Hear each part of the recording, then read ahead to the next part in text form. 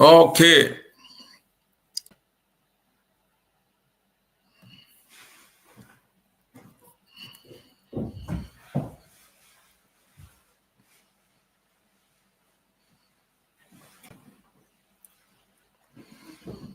Just a moment, people.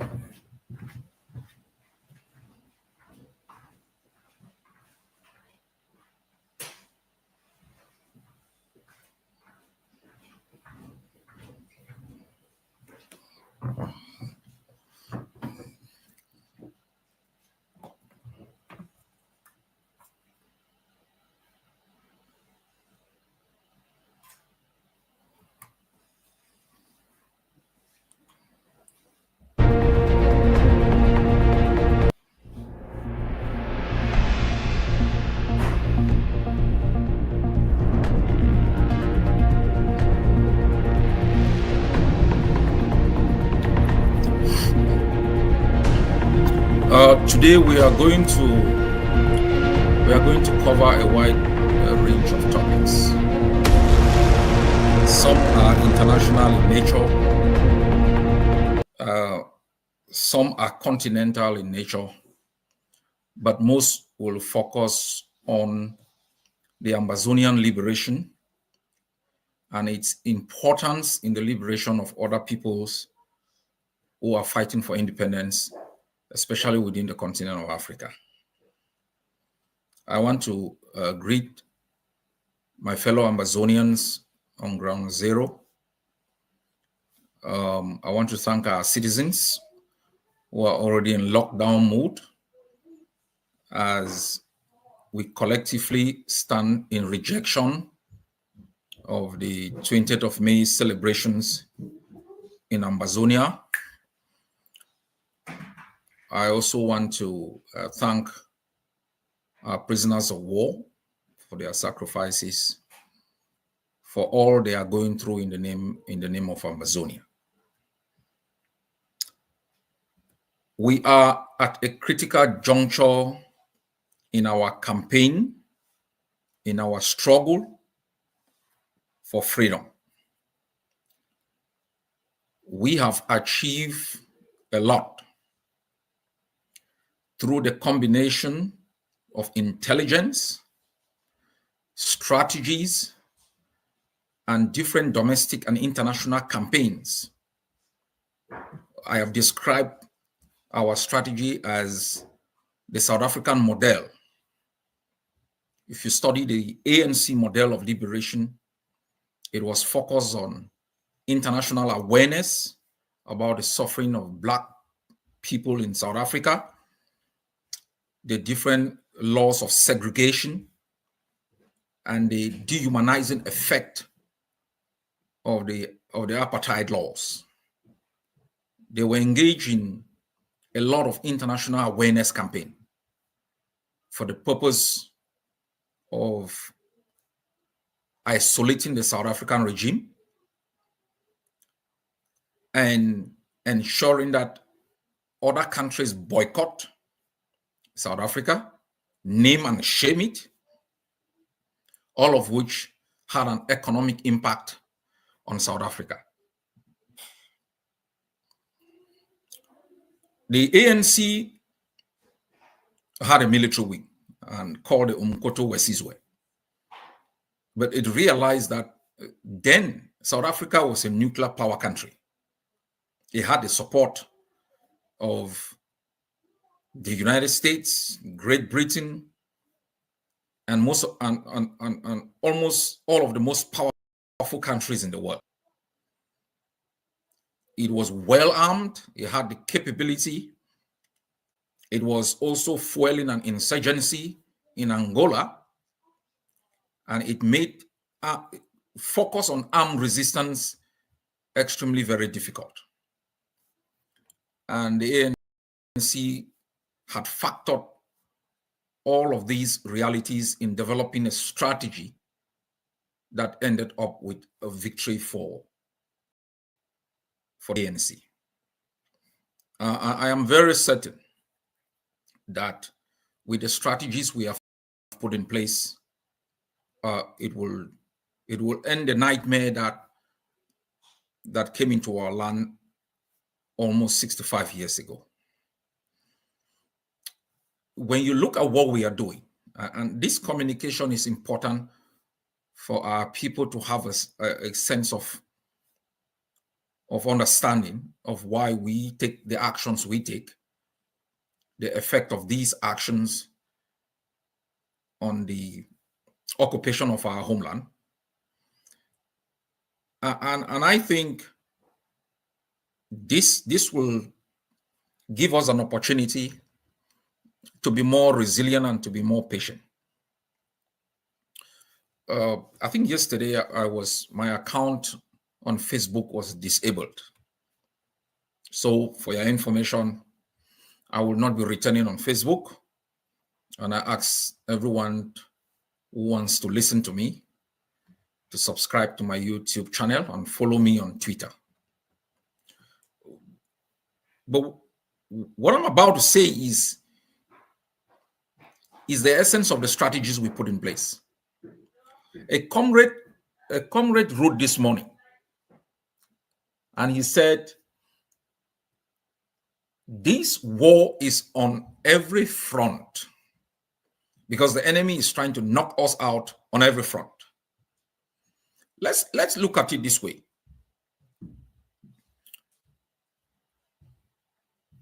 Ambazonians are not allowed to speak about Ambazonia in the homeland. Ambazonians cannot assemble. They don't have the freedom of assembly. They don't have the freedom of speech. They don't even have the freedom of conscience just to think about Ambazonia. We are aware of a pastor around Meme who was butchered in broad daylight for simply expressing his mind about where he stands. Teachers cannot talk about Ambazonia. They don't even have the right to teach about our history.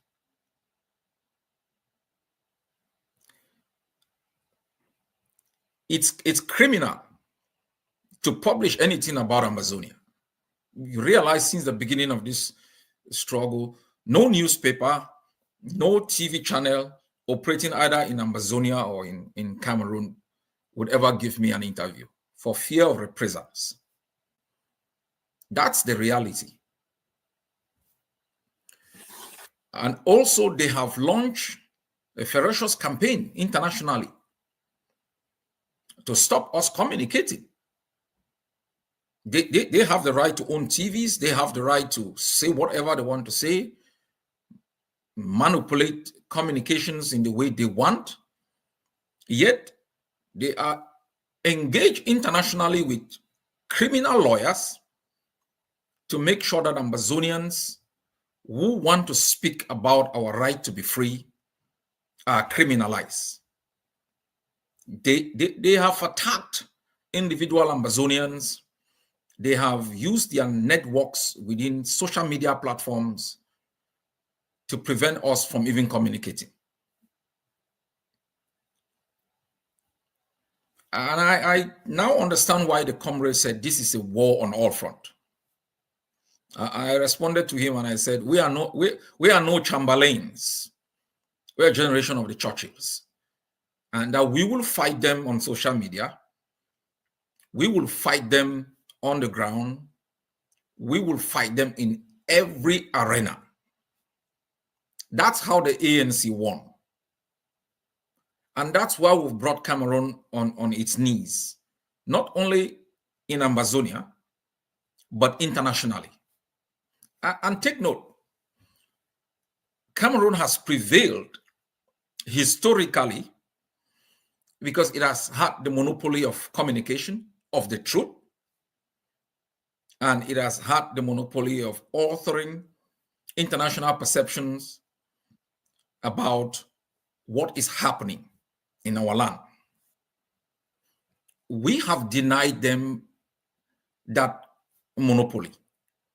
We have been engaged internationally about our struggle, the justness of our cause. And I'll talk about this because to reduce the Ambazonian struggle for freedom to simply a struggle for independence is negating not only the facts of history, but also the facts of law and the right of our people to self-preservation. And so I'll talk about this to debunk the argument by regime apologists and colonial apologists that our struggle for freedom is simply about the creation of an uncertainty in the name of a new state. No, it's not simply about the creation of a supposed new state, but it's about the right of our people to self-preservation within a space and under a government that is dedicated, to their own well-being.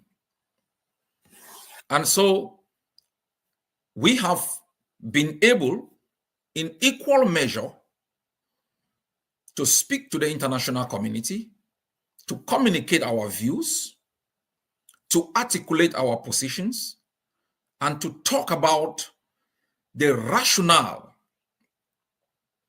of the existence of our country and its benefit, not only for regional security, but for international peace, security, and development. Because what the international community is dealing with is a pariah state that is highly indebted, that's criminal in nature, a state run by individuals who've looted the treasury, dismantled essential infrastructures and institutions that can safeguard life, dignity, and other essential ingredients of the survival of a people. That's what they are dealing with. They are dealing with a cartel. And what is the alternative? The alternative is Ambazonia. What we cannot accept is that this cartel and its activities go unchallenged. So we have been able to successfully articulate our own position, the justness of our cause, the rationale of our resistance.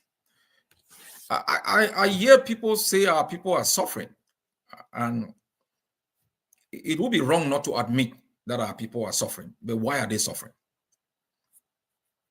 Are people suffering because of the last 7 years of armed resistance?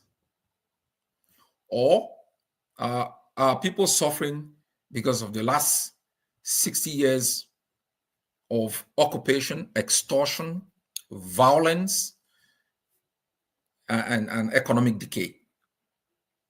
Where are people enjoying before the armed resistance? Did we have better schools? Did we have a better health system? Did we have a better legal system? No. Yes, our people are suffering, but our people are not suffering because we are up in resistance.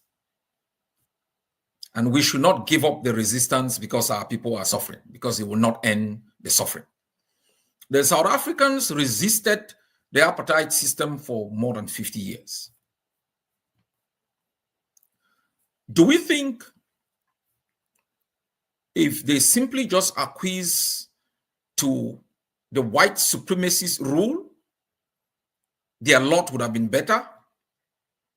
Do we think if the Eritreans simply gave up and allowed Ethiopia to occupy their land, they would have been better off? Eritrea fought for close to 23 years.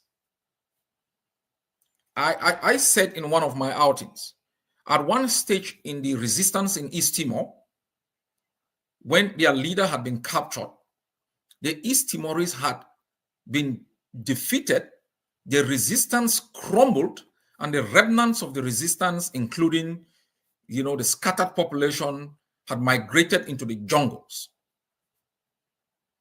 Do we think if the East Timorese simply said, well, we will rather have peace under Indonesian occupation, and so we will give up our right to our homeland to be free and simply submit ourselves as slaves to an external actor whose presence serves only its interests? These are questions that Ambazonians need to ask, an answer. And I have given basic parallels in our own lives. Our own individual lives is fraught with difficulties. We don't give up because it's tough. A woman, your mom does not carry you in her womb for 9 months, understanding the difficulties, and simply at the 7th month, when it becomes more difficult, and she says, "Well, I'm gonna have abortion," because of course, having the abortion will give you a period of reprieve. Is that what we will do? Our people are suffering because of the presence of an illegal country in the territory of Amazonia. They are suffering because that country's presence in Amazonia does not serve Amazonia's interests. It does not loot our resources and replicate in building better schools.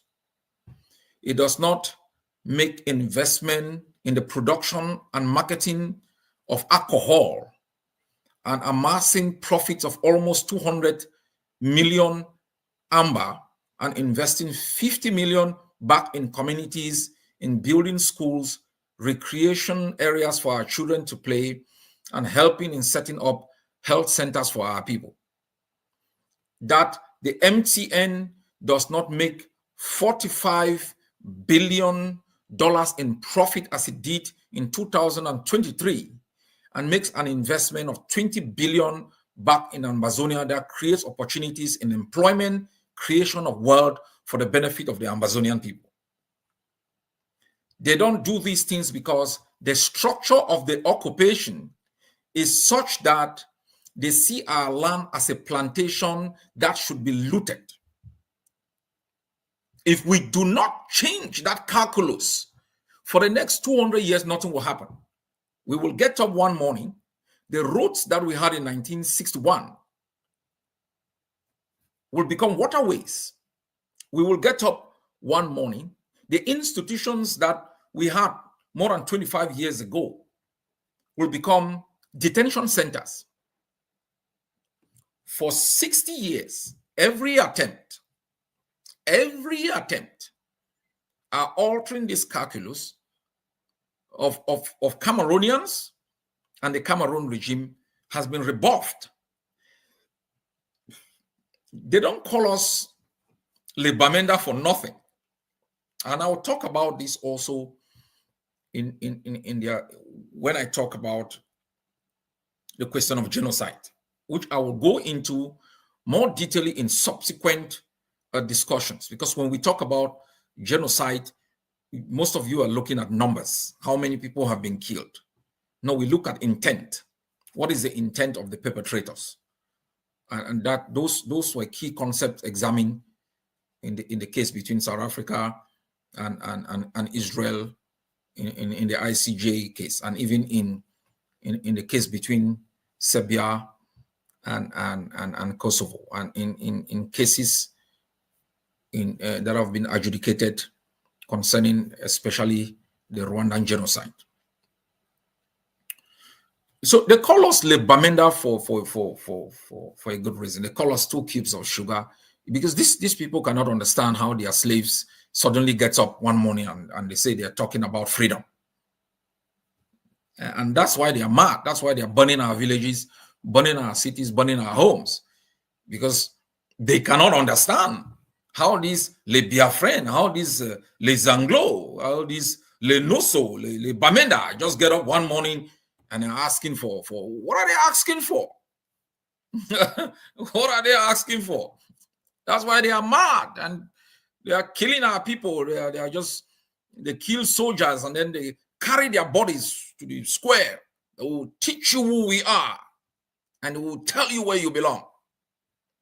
So you have to understand these barbarians and why they do the things they do. And I'll also talk about the guy who has started giving interviews, General Buba. You have young boys in Burkina Faso, Niger, and other places rising up, taking over power, safeguarding the interests of their people from external imperial rule. You have some barbarians, old barbarians running in the bushes of Amazonia, killing, raping, and feeling empowered.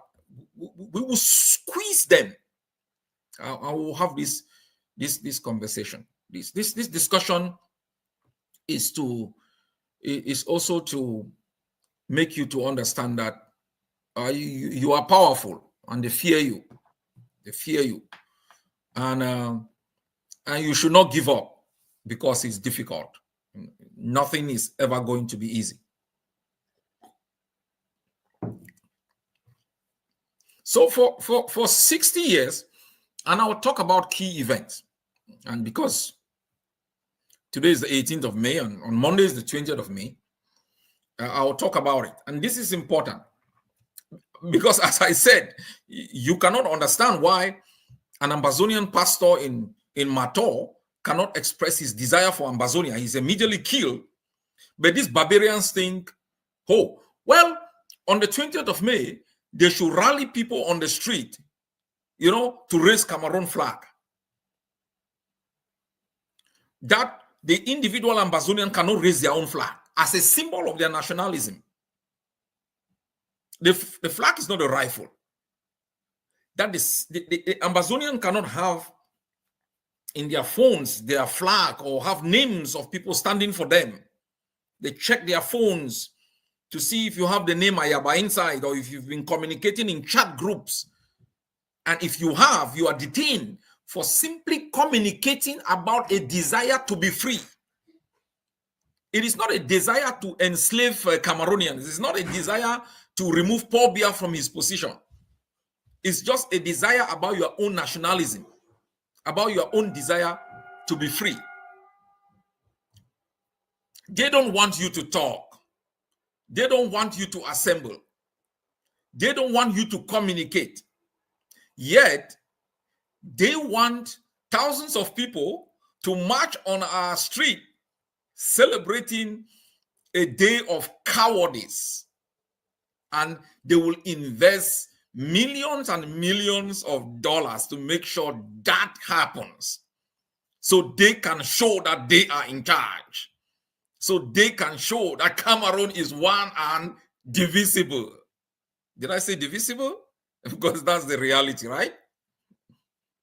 So this is the fallacy, this is the fantasy of a collapsed system, of a mentally deranged people. They get up every morning, they have the fantasy that the guys of Le Bamenda, Le Amba, Le Zanglo are some toys that they can remote control.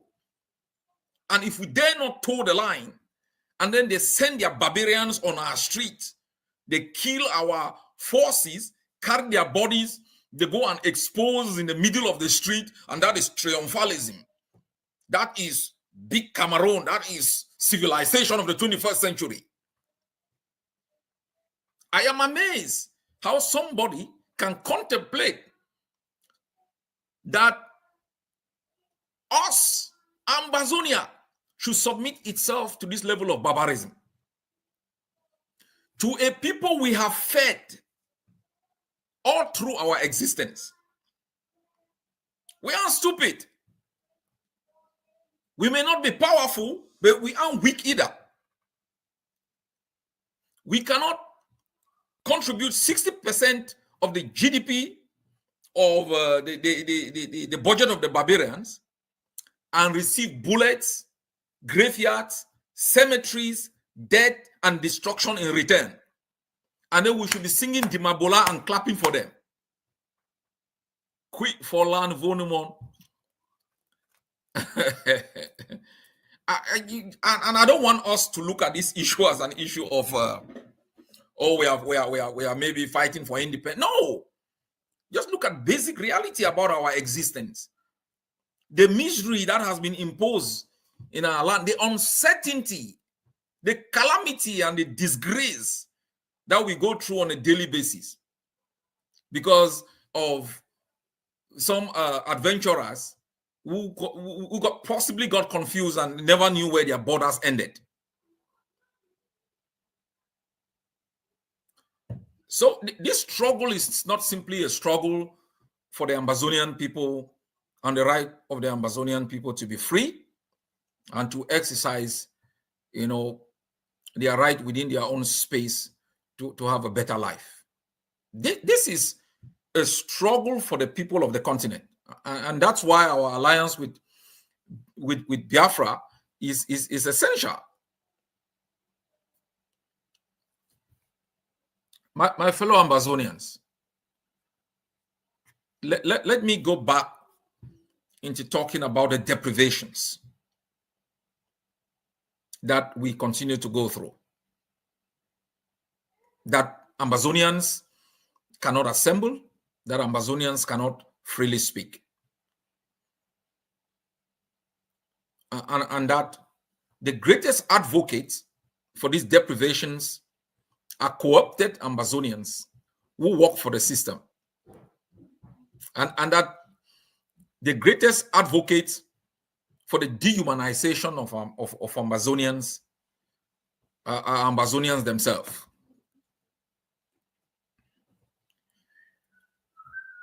You see, even some of you listening to me, you have a weak spirit. And that's not a crime. So it's important to recognize that you are human, and the difficulties of life will make you question certain facts of your existence. The struggle for freedom is hard. Jesus died at 33, right? Martin Luther King Jr., Malcolm X, Patrice Lumumba, I don't think any of them ever made it to 40. Mandela was damn lucky. He was taken into custody. I told you guys a story. I was driving through Biafra land once. I think I left Ecom and I was going to Calabar. And there was this argument on the bus. And I was talking about freedom. And there was one guy just looking at me and like, what the hell is this guy talking about? And when we reached a cemetery, he tapped me. He said, look you know what that is? I said, yes. He said, that's where people who talk like you end up. And everybody was laughing. It's difficult. It's difficult to overcome injustice. It's difficult to overcome impunity. It's difficult to overcome tyranny. Even countries that are advanced in democracy, in the rule of law, in the protection of rights, still face challenges. You still find in the United States, the justice system doesn't cut through for everyone. Black people are still struggling to find their way through the system. There is discrimination everywhere. Difficulties in countries are blamed on immigrants. And so people always look for scapegoats to explain why they cannot make progress. So I'm not here to make you think, the journey we are making is a walk in the park. We may not make it ourselves. I've said it several times. But what we cannot do is to be born in slavery, consciously live in slavery, and consciously die in slavery. That is unacceptable in the trajectory of the journey of human life. I said once, the book of life is 3 chapters. If the first chapter is written for us, because the chapter at birth, and the last chapter is written for us because the chapter at death, chapter 2 must be written by us. That's the chapter of life. Simply existing is not an option. Simply living is not an option. You weren't born to be a slave. And so it is our responsibility, all of us, to rise up to oppose systems of deprivation, systems of death, whose sole existence is to ensure that we are constantly in want and that we have no right, no freedoms, and no opportunities. And so our struggle in Ambazonia is not about the creation of a state, We are a people living within a territory, and every people living within a territory with an international border, a system of governance, is a state. And it's unacceptable, both in terms of treaty law, customary law, and simply morality, for another state to simply marshal its forces into your own, take it over, and turn you into their slaves.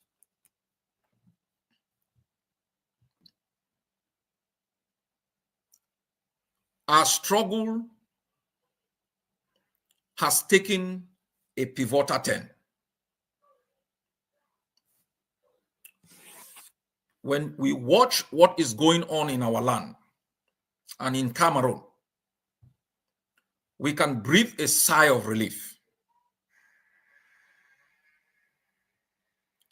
Because for the first time, and this is critical, on the 20th of May, let me take you back 10 years. I will be very fast with this. I'm coming to a point where you should understand what you have achieved, how you have rewritten your own history, and how you've put your arrogant occupier in shame. But most importantly, your resistance and consciousness has generated a conversation within the ranks and files of the occupier state. That is a good thing. Because first, they were in denial of our existence, and then they moved to the next level. I'll talk about this also in their strategy of collapsing resistance. I'll talk about this. This is important. As a flashback in history, these United Nations, United Kingdom, United States, and others sat by and watched international law thwarted. When on February 11, they imposed a referendum or a plebiscite on us to vote to either integrate into Nigeria or to become, to establish a federation with Cameroon that had already gotten independence on the 1st of January.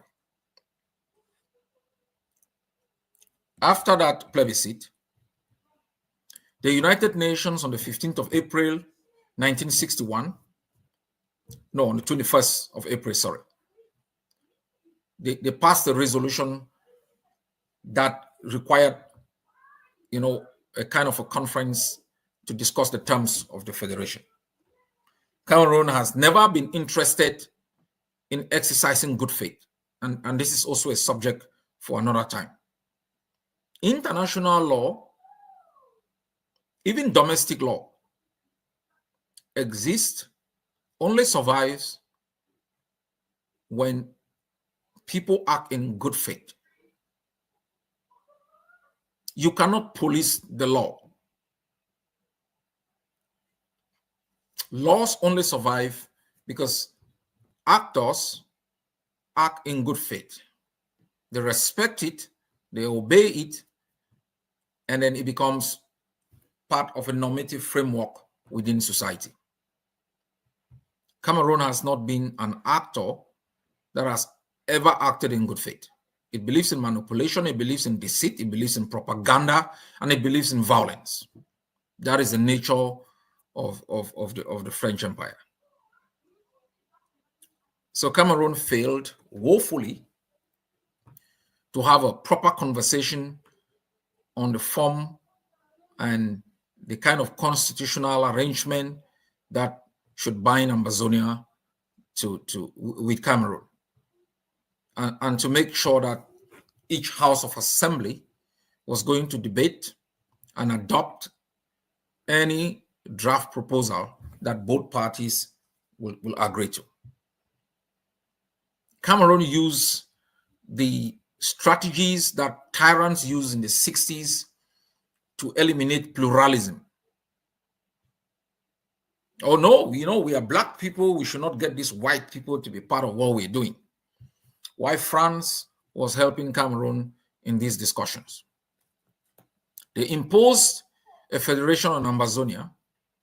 Then on the 20th of May, 1972, they dismantled that federation and set up a unitary state.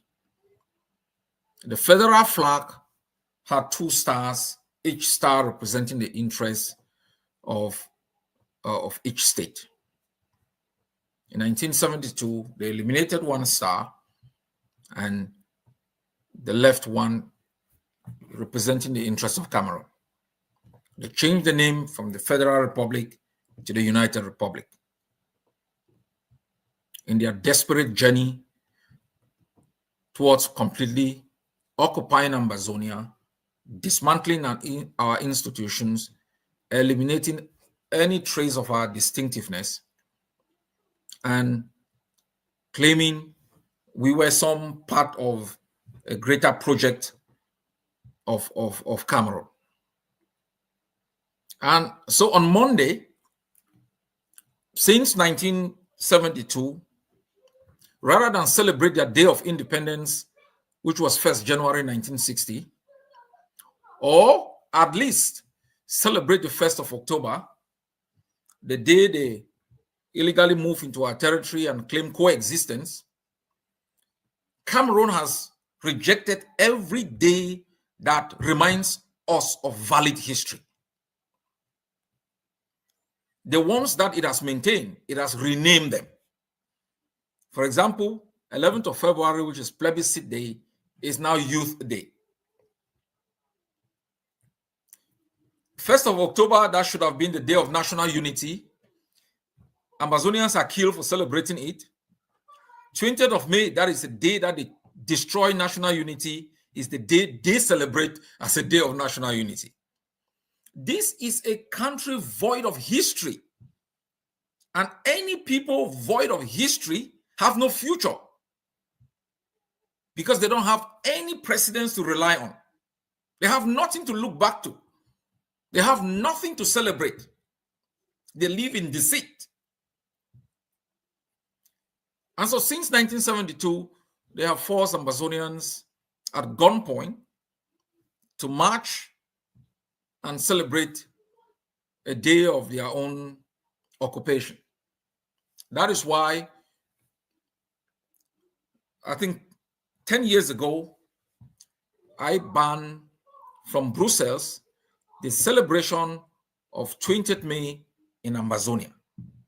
And I am glad that in the past 7 years, Ambazonians have upheld that ban, making sure they do not become part of the instrumentalization that Cameroon has orchestrated in our land. So we have called for a lockdown for 2 days. I know Amazonia is already locked down. That's good. I heard market women whispered that people should buy fast because there will be lockdown. And I want to talk about this lockdown because I listened to, I think, a statement from, I think, the Vatican radio. I think a pastor was spewing shit, talking about the effects of the lockdown and talking about autonomy. And I think it's relevant for me to address this thing. I said in my introduction that our people are going through difficulties. The difficulties is not as a result of the lockdown, it's not a result of the armed resistance. The difficulties we are going through is as a result of the presence of Cameroon in our country. There are 52 weeks in a year. There are almost 365 days in a year. Naturally, Amazonia locks down for 52 days. Add lockdowns associated with the 11th of February, 20th of May, 1st of October, Women's Day, and there's some kind of fake activities, it will rush around 60 days. And Ambazonians still have more than 295 days to carry out their activities. Ambazonians in jail are locked down for 365 days a year, 52 weeks a year. Ambazonians who are refugees are locked down for 365 days, 52 weeks. Ambazonians who have died because of their desire to be free, because they participated in the resistance to be free, are locked down for life.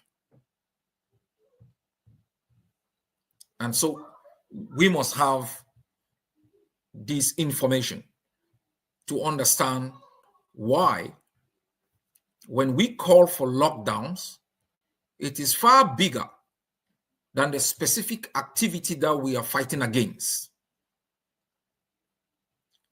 The families that have lost their sons and daughters because of Ambazonia look up to our resistance for hope. The families whose children are buried in graves that they are not even aware of look up to the freedom of Ambazonia to find where their children are buried. They look up to the way we conduct ourselves around these dates for hope that they will find their children and that their children did not die in vain. The wives and husbands whose spouses are in jail, the mothers and fathers whose children are in jail, they look up to how we conduct ourselves during these days for hope that one day their children, their spouses will come back home. It is not only against a day of illegality, it is also a commitment, a rededication, a renewal of the covenant between us, our destiny, and our people who are suffering deprivation. We cannot betray that trust. We cannot betray the mother who is asking the question, where is Sam Sawyer buried? We cannot betray the mom who is asking the question, how am I ever going to find the body of General Ivo? We cannot make the parents who sit, the spouses who sit, and hope that one day we will succeed and their children will leave jail, their husbands will leave jail. We cannot betray them. That is why I ask all of you to see these events, not in isolation, but to have a big picture perspective of why we struggle. So my people, I know you have sacrificed a lot. I know my responsibility is to always remind you of the sacrifices you have made, but also to tell you about what awaits you in the future. And I've said this in many ways. There are still many mountains to scale, higher ones than the ones we've scaled. But look back, the valley that you have escaped from is riddled with the bodies of our fallen soldiers, our fallen comrades, our fallen compatriots. Look carefully into the eyes of those who are in jail. You will muster the energy to keep scaling the mountains going forward. Cameroon is not returning. This is the good news. It is not returning. I read what General Buba,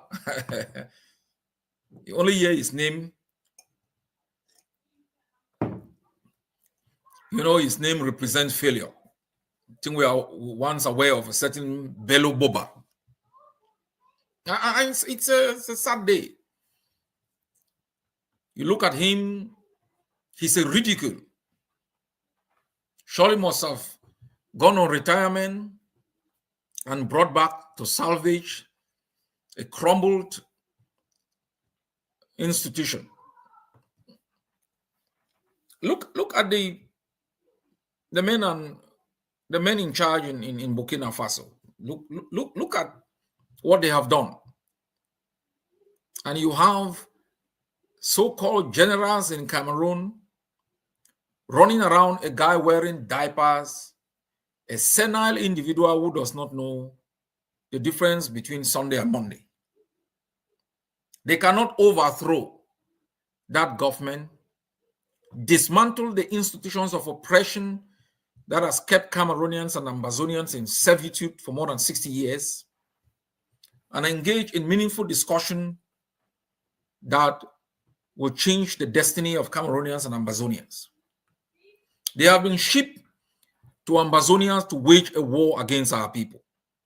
The reason why I tell you Cameroon is not coming back is because if you watch the way they are conducting themselves, you will see they are confused. They have defeated Ambazonia so many times. They have held conferences, national dialogue. They've given us all sorts of status. After dismantling the federation, they gave us a so-called United Republic, then gave us a republic. They have given us provinces. I don't know what is the difference between a province and a region. I don't know what is the difference between a province, a region, and a special status. They say when God wants to destroy a people, it brings confusion into their midst. Cameroon is confused. And so Cameroon is experimenting on different strategies through propaganda with the hope that we ourselves will destroy our own resistance for its own benefit.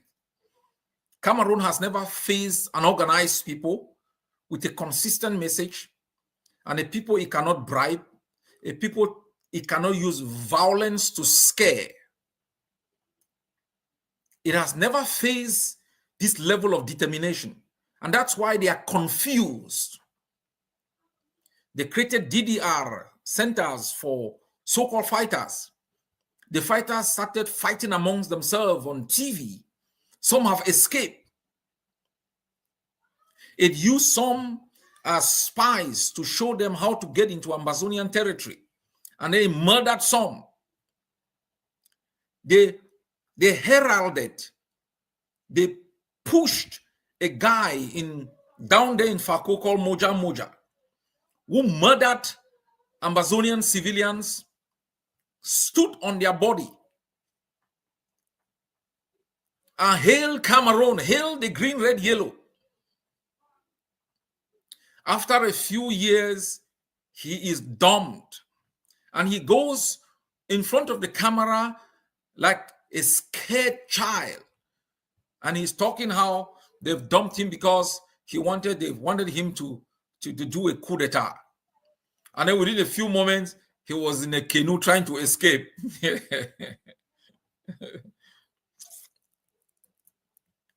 My people, they are confused. They don't know what victory is. They don't know what victory is.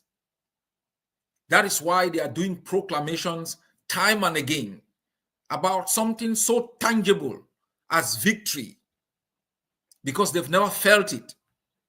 First, they denied that there was even a problem existing. In their classic strategy,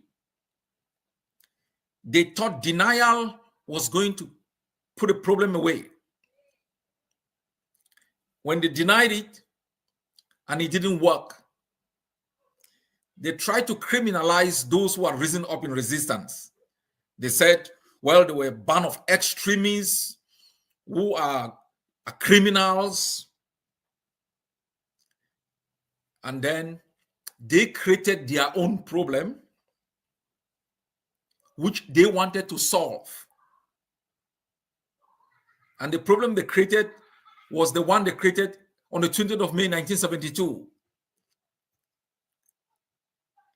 And then they arrested all those who had been clamoring for the real problems to be solved, put them in jail, and then selected their own people to come and help them solve the problem that they have created. Banana Republic, right? Banana Republic. So they assembled in Yaoundé and then gave each and every one of the traitors they had assembled a special status. And then go out when it doesn't work to blame us that were not even in their conference for not having accepted what was never offered us.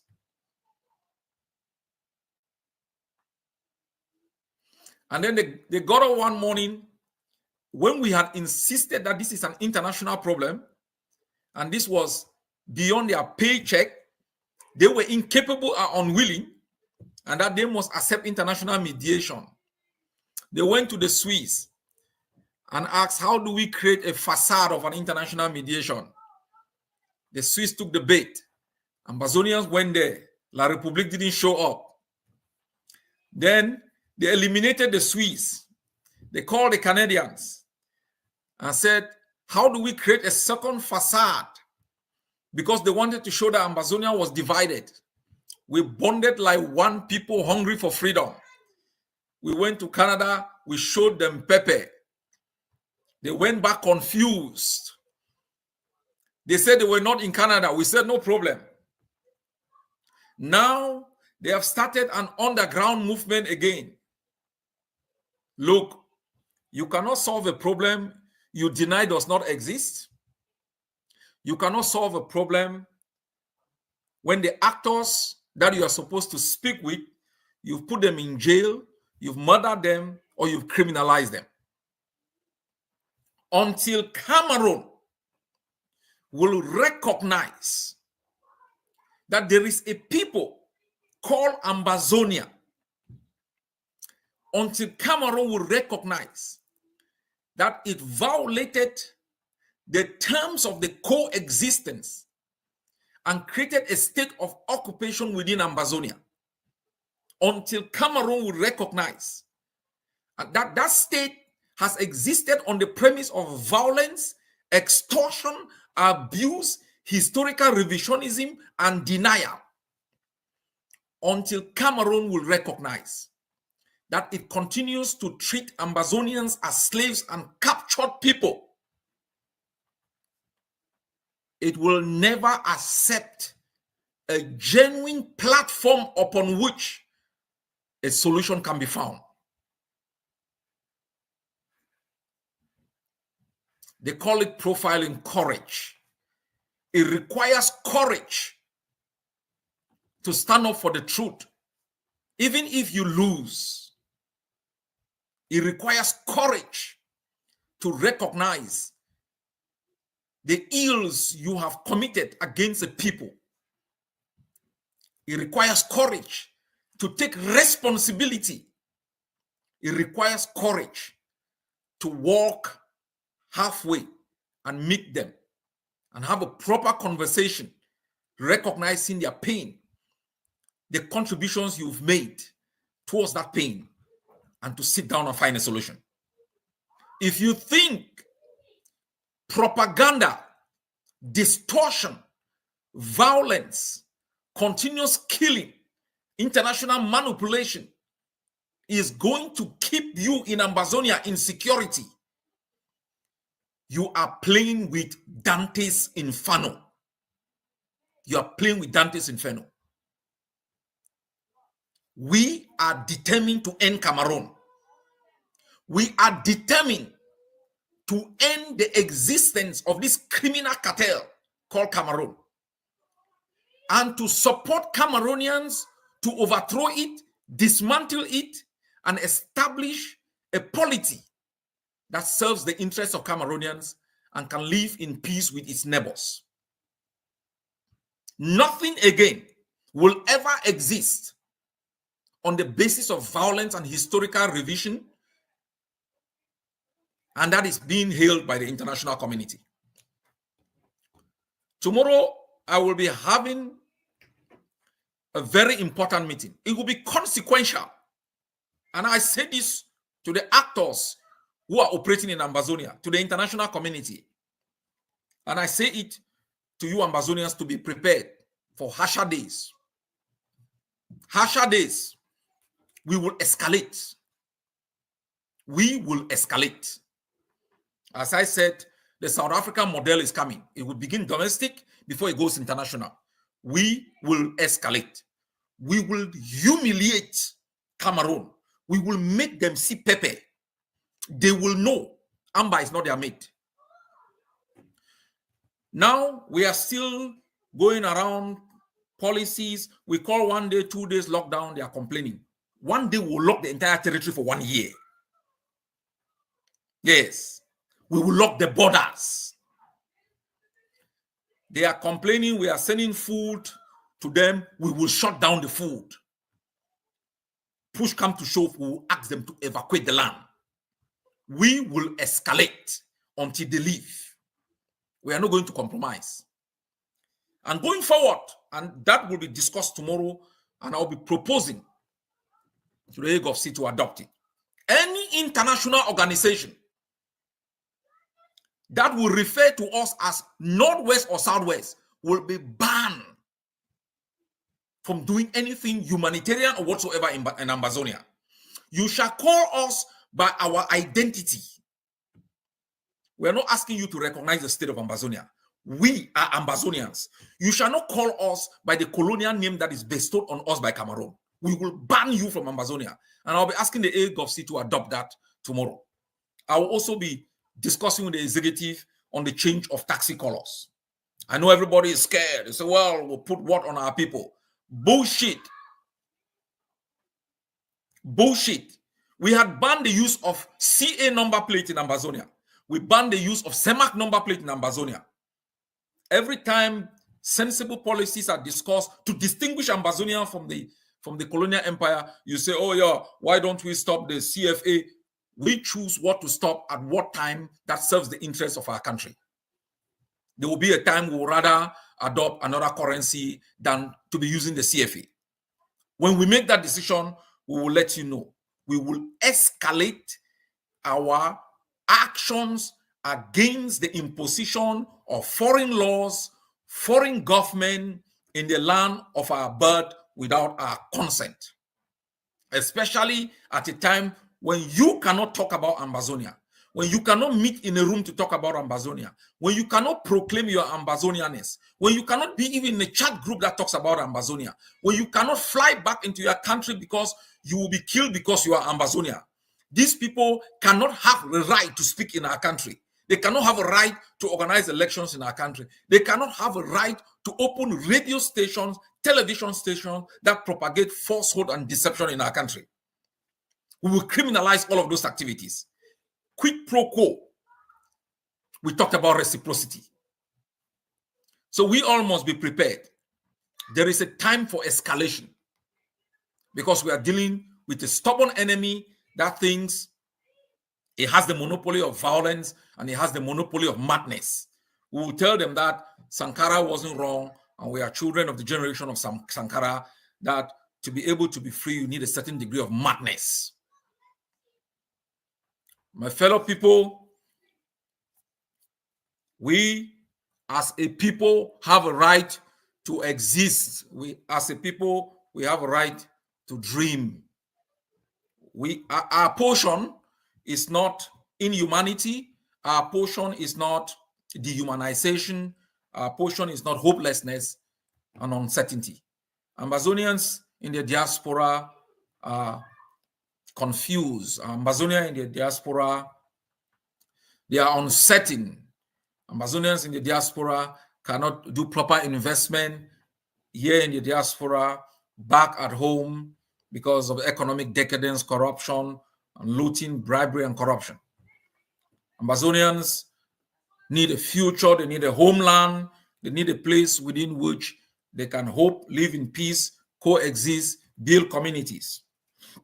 I had authorized the Justice Department of the Ambazonian Governing Council to begin discussion about the future state, how the future state is going to look like. This is important. Just one moment, please.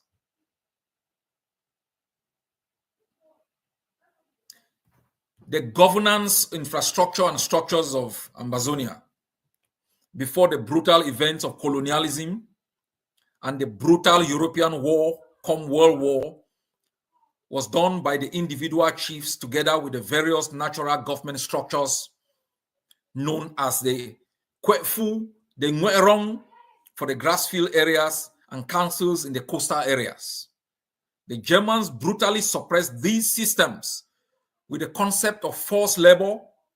Then came the British after World War II and fortified the traditional homogeneous structures of natural administrators, coined out as native authorities. They classified the chiefs according to the population of the people in the kingdom.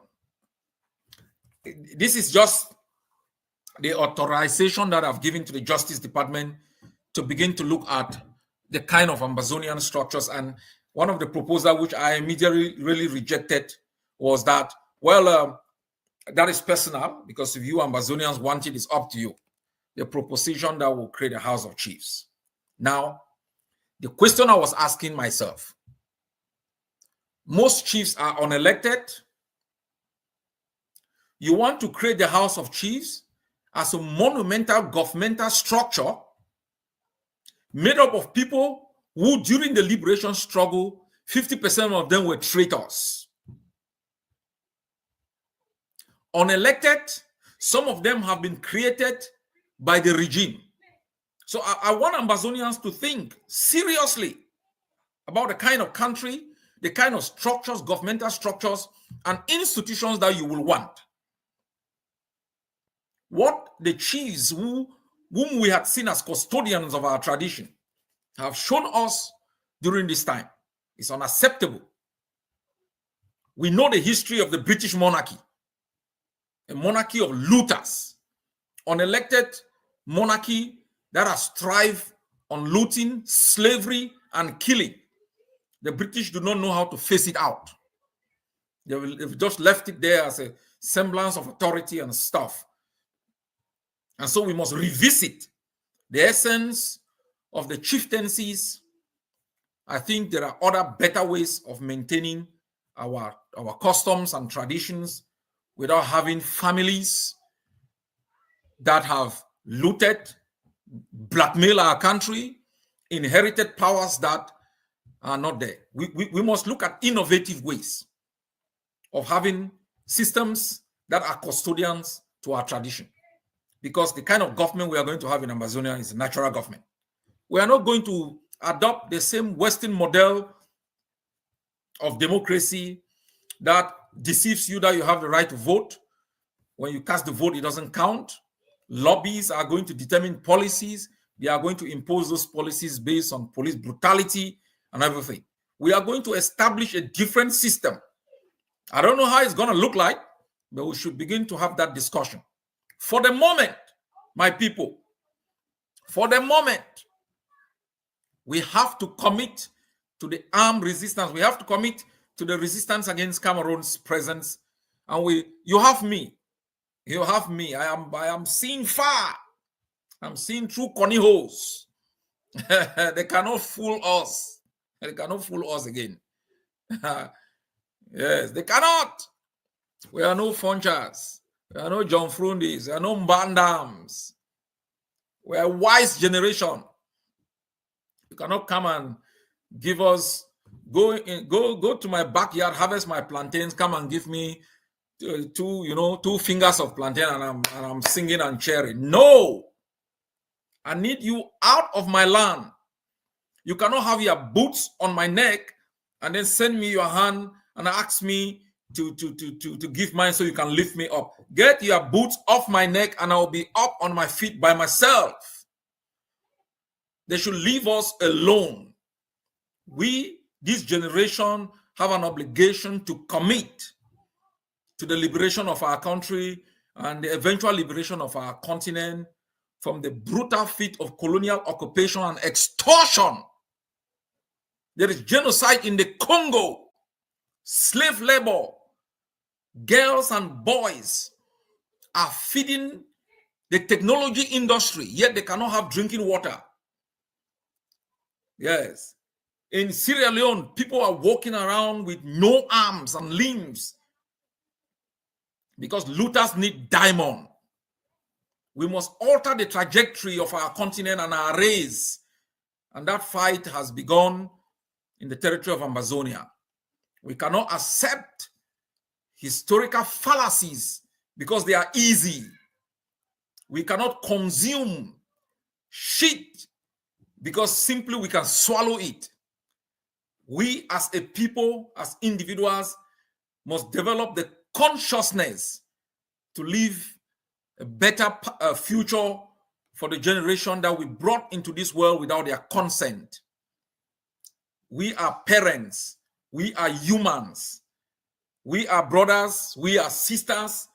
And we cannot transfer this life of decadence and hopelessness to the next generation.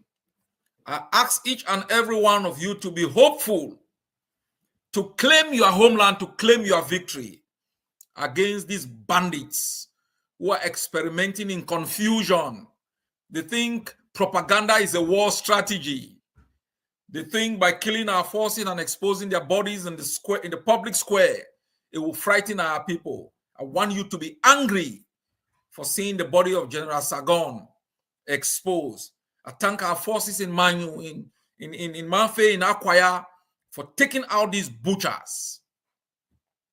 The liberation tax, if you haven't paid in the diaspora, do so. Do so for your country.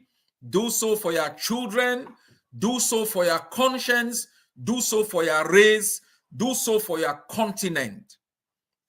It is not simply our call.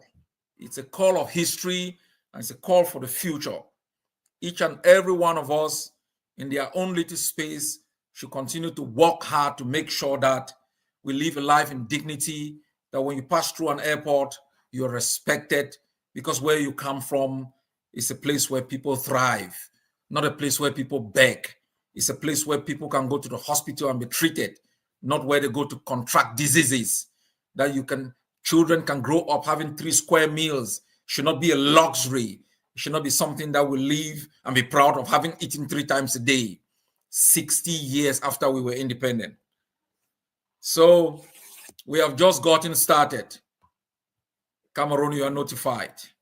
We are in town. We are the generation that will end your vexation in the land of the brave. All money plays day. God bless each and every one of you.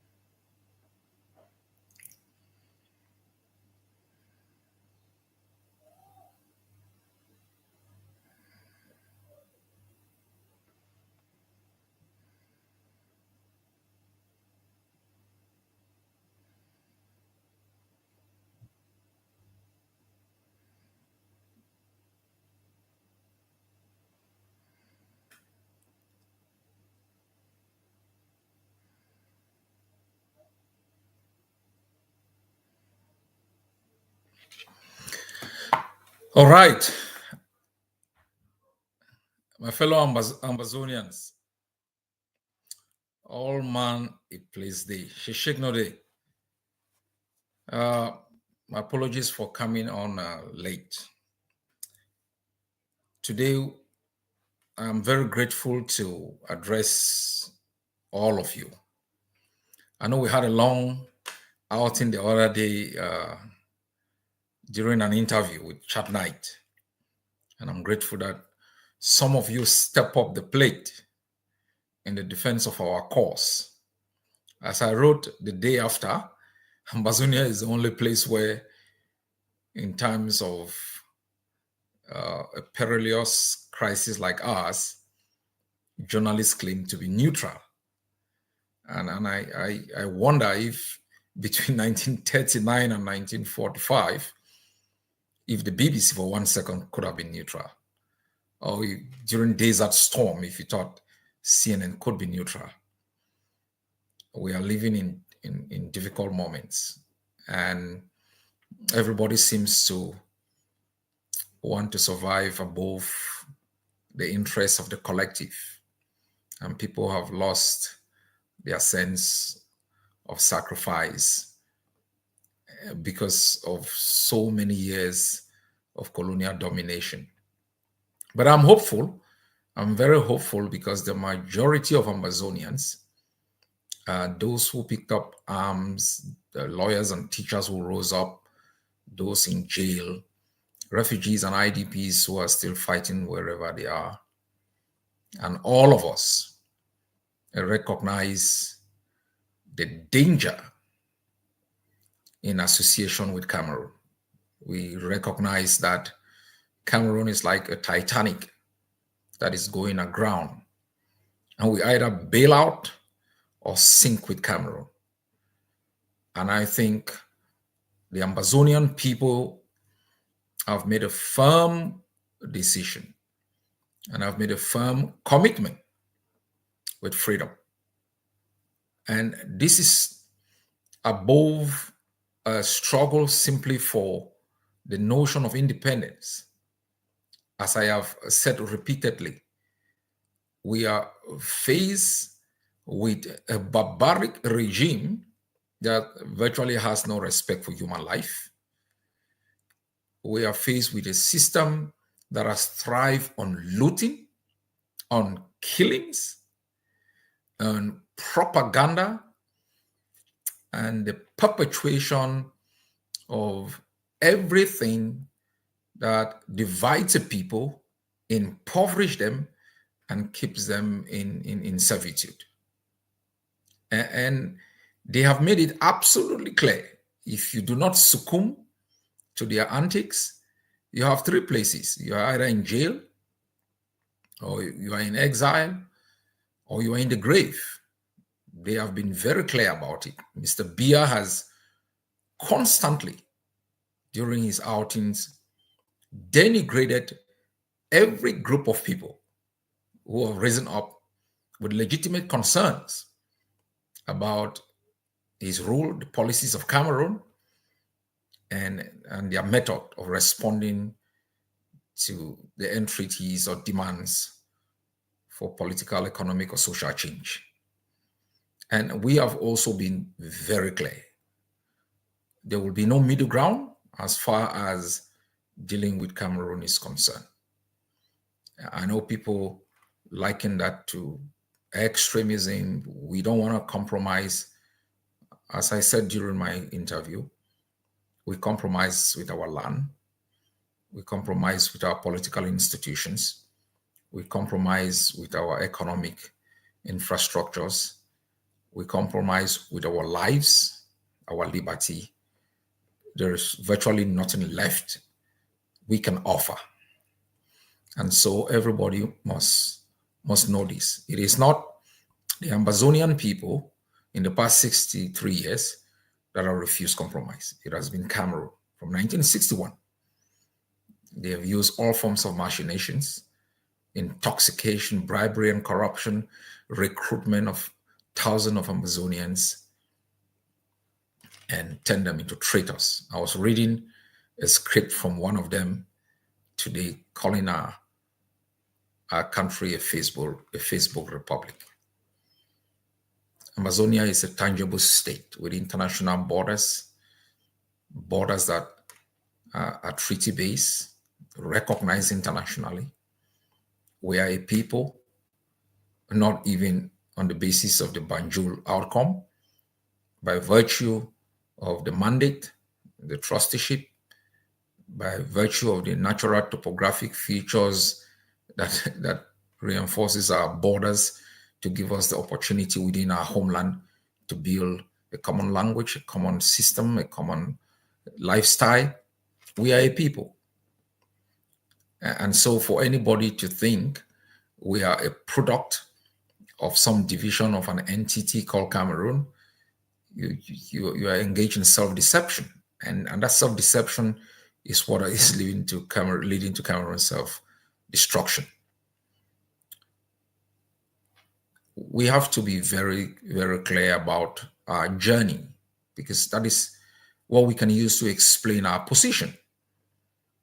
This journey has been a journey where all leaders have compromised, giving up everything with a wild hope that maybe their surrender or capitulation will win the admiration of Cameroon, and some compromises. Cameroon has been very clear. They've seen us as some form of a lost territory, which they are the mother state to reclaim. And they have been absolute, not in the past, even now, about the fact that we are enemies. We are slaves. And according to them, we have no right to ask for anything. Because after all, human rights are only assigned to humans. And because we are not considered humans, we do not have the opportunity to enjoy human rights or even civil rights. So my people, Cameroon has not only denied our right to exist, it has made it impossible for us to survive as individuals and as a people by the very destruction of the foundation of our economy. They made it impossible for us to trade, to develop, and to create wealth, which is necessary for our survival. By the very fact that they destroyed completely and took over our political institutions, they made it impossible for us to organize, to make laws, to protect, or to codify norms and values. And they knew from the beginning that the foundation of Ambazonia's strength lies in their education. And I'm not talking about some classroom education. In our upbringing, in our nurturing from our homes with our parents, we were tailored to tilt towards values of compromise, tolerance, community, hard work. They knew that even the destruction of our socio-economic and political institutions will still leave us okay through hard work. They then took over our educational institution, revised our history, determined the curriculum of education that we were supposed to have. The curriculum of education of every educational system is the most important barometer that you can use to measure economic development and growth. When your educational curriculum is designed by people who are bent on eliminating you from the face of the earth, you can expect the outcome of any education through that system to be worthless. And that's what most of us became. On the left, people line up on the road to exile. They decreed schools that they could never invest in. Our parents will invest in those schools. Amazonian teachers struggled to get the kind of education that they needed to be able to educate the next generation. They were paid so badly. Teachers had to become farmers, bricklayers, taxi drivers just to survive. And sometimes the measure of the worth of a teacher was not about how many qualified students they produce. It was about how many students they failed. And nobody cared. Because why should they, considering how they are treated? Thousands of our people, after graduating from high school, went over to either Biafra land, Nigeria. A very few had the opportunity went United Kingdom, United States. Those who went to Cameroon became frustrated. We then went back on the street to demand for the creation of the University of Boya. It took lives and limbs to get that university. And they said they were going to teach us a lesson, since we had to compel them to decree a university. And in decreeing that university, they decreed the University of Ngaoundere, I think Yaoundé 2, Marwa, and other places, so they can split the budget thing. And so Amazonians ended up in a university where there were neither computers within a computer department nor a lab within the science department. Everybody was struggling for certification rather than knowledge. Nobody understood the foundation that they needed to lay if they needed to be qualified professionally. And that's how the university has become what we call the glorious high school. We fought for the GCE board because students went to write exams. Exams were set in half-baked English and Pidgin, sometimes with French.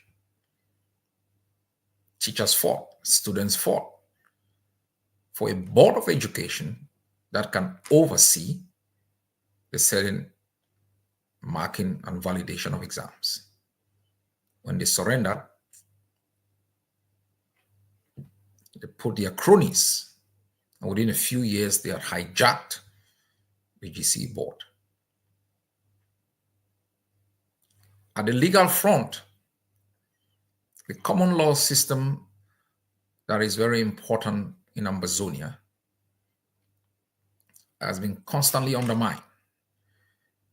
The presumption of innocence, which is the foundation of the criminal justice system, totally destroyed. Every accused was already guilty. You had to be extorted to prove yourself. Their court systems was totally antithetical to the common law system. Political opponents were moved from one jurisdiction to the other, where they were passed through kangaroo trials, locked up incommunicado, subjected to torture, no proper legal representation, no financial support. We became hostages. Nobody could really provide an alternative. We had a wild dream that reforming Cameroon is possibly going to protect the Amazonian rights to some form of internal self-determination. They organized elections where in urban areas they appointed government delegates to oversee elected mayors. In rural areas, DOs became the de facto mayors. They did everything to emasculate the Amazonian people. As if that was not enough, even administrative districting, DOs took over, mostly Cameroonian citizens. The few Amazonians who became DOs had to succumb or be fired or be transferred to long distance places totally separated from their families. Because they had no hope, they had to integrate and became part of the machinery of torture, fanning of intertribal wars, taking over of our land, selling those lands. They became the de facto chiefs. All the chiefs were custodians of our tradition, of our way of life, of the foundation of our being, held their position in abeyance to obeying the laws of Yaoundé, submitting themselves to the authority of the very butchers that have devastated their communities. The men in our chieftaincies and fondoms whom we revered became public laughing stocks as they bowed to colonial governors, colonial deals, became political appointees like the Anguafos.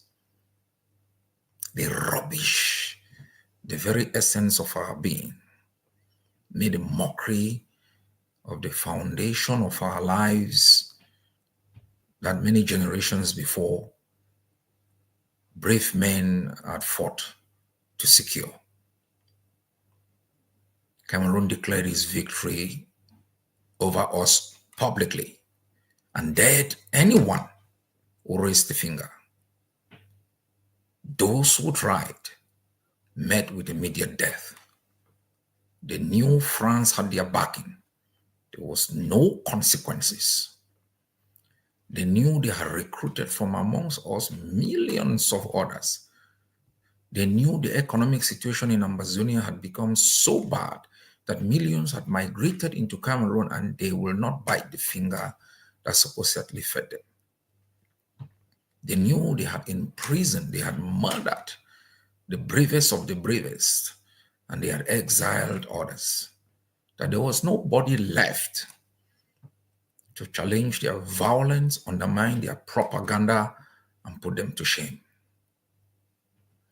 This is the arrogance of autocracies.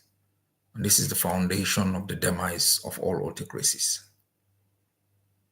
My people, so if at any moment you have the feeling that maybe we are pushing so hard, maybe we are not making compromises, you should know we are coming from someplace called the Endelis, the Fonchas, the Joas, the Monas, and others who made meaningful compromises, ended up being humiliated.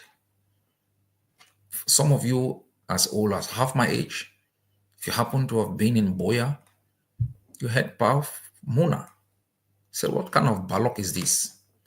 You saw them travel to the United Nations to ask for help to undermine the very foundation they laid for coexistence.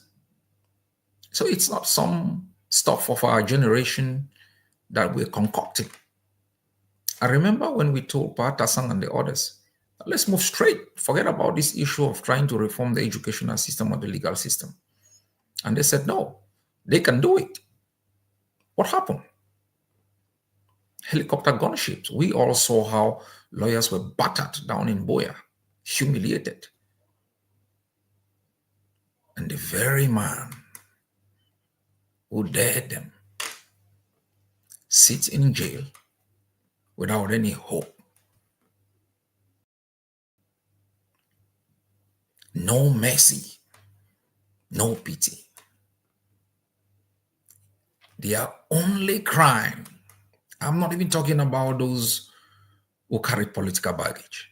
I'm talking about teachers. I'm talking about not even teachers who taught in Amazonia, those who taught in Biafra, those who taught in Nigeria, whisked from their homes, separated from their children. The monster showed who is boss, took them by plane back to their capital. Demonstration of power, no mercy. And for 8 years, they've not only denied our existence, They have denied our humanity. They have burned thousands of villages. They have roasted children in broad daylight. No apologies. They've massacred young men as if that was not enough. They kill our guys, get their bodies and put them as trophies in the middle of the cities to send a strong warning to anyone who dare the master. That's what we are up against. And so you ask the question,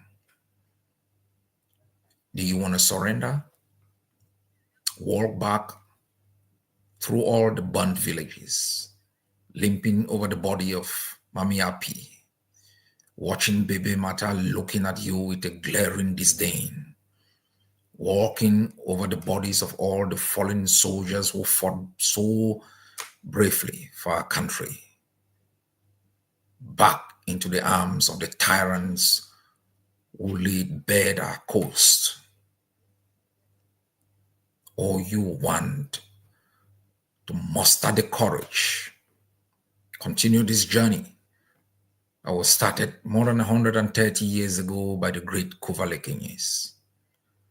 Scale the highest mountains, swim across shark-infested rivers, knowing fully well that if you make it, there will be hope for millions of our people. Those who have died must not have died in vain. Those who have lost their liberties, separated from their families, wouldn't have done so in vain. Today, I come to talk to you about why we must muster that courage and keep going forward. And to let you understand some of the measures that we will institute will have some level of pain. We have to bear it. Some haven't even gotten the chance. They lost their lives. Think about the children of Ngabo. Think what happened to them between the moment their murderers showed up, the pain they felt. Think about you being a parent and having your kids killed on Valentine's Day. Think seriously like one of those parents, knowing fully well how painful their death must have been, but that the enemy had enough time to put the bodies together, poured fuel on them, lit a match, burned the bodies, stood by and made sure no parent could identify their child. That is Cameroon.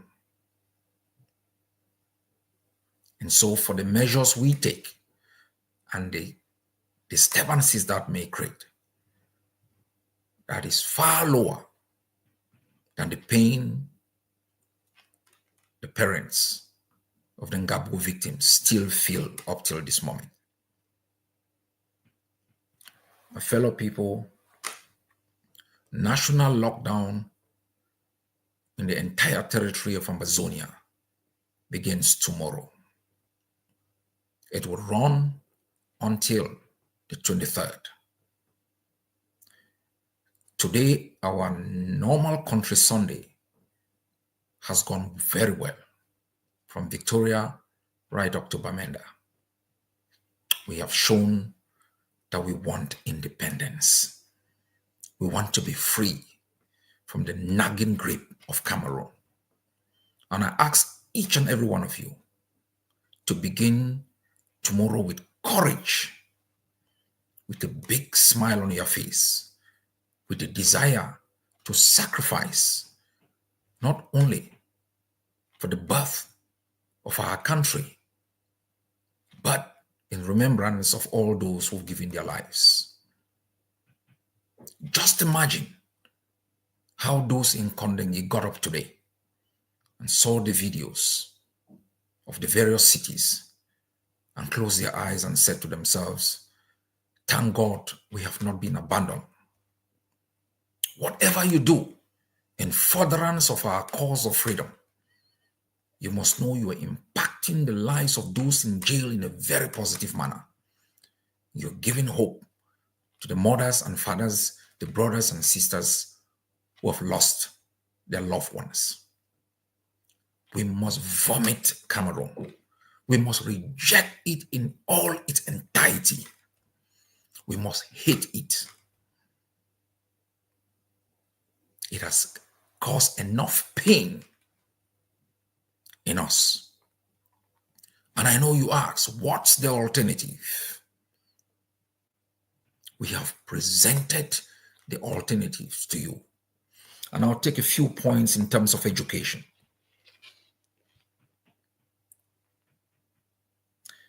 Ambazonian education is skill-based and competency-based, as opposed to the rejected certificate-based indoctrination, morally depraved, and mass education system of French Cameroon.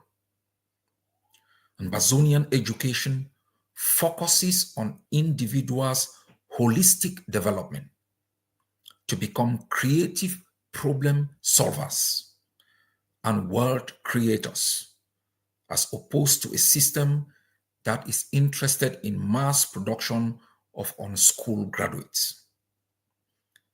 Our education shall be officially provided even at homes. Homeschooling is part of our curriculum. Regulated schools, Ambazonian community schools, and virtually through online education. Every day, every time, and everywhere shall be used to teach our children, depending on their need and resources required. Thus, every minute, we will have a graduate from the Ambazonian school system who is ready from day one to positively transform himself or herself, impact their family, community, and country, Africa, and the world. This is the new orientation that the Ambazonian Educational Board is putting on the table. Learning is a continuous affair from birth to the end of time. Hence, we must stop narrowing it down to tie with the traditional obsolete system that betrays the very essence of education.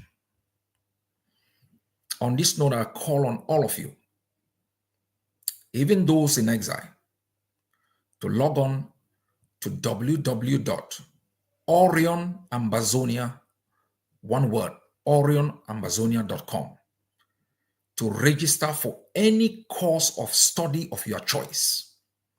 Study at your pace, graduate, and you are done. Ambazonian communities should also meet under the leadership of the Ambazonian Transitional Authority, agree within their means, set up community schools, and run them following the Ambazonian curriculum of education, policies, and guidelines. Parents and guardians must not let their children get missing in the crowd. Thus, they are called upon to be the primary investors and masters of the quality and content of education that their children get at the table. Homeschooling will become a pillar of the educational system of Ambazonia, and we are putting in place with parents together the structures that will make this prevail. My fellow people, we have been trapped like prisoners for so many years that we know of just two opportunities: Cameroon or exile. We have never believed that we can create by ourselves something from scratch, work on it, perfect it, build it, and own it. All through the past 8 years, we have shown you when you thought it was impossible to create an army. With Changshu's, Dengons, they have matured. They have grown of age. They are now so sophisticated that if you look back 8 years ago and you think of the arrogance of Yaoundé, you will never believe that we have the will or the means to attack, to undermine, and to humiliate Cameroon.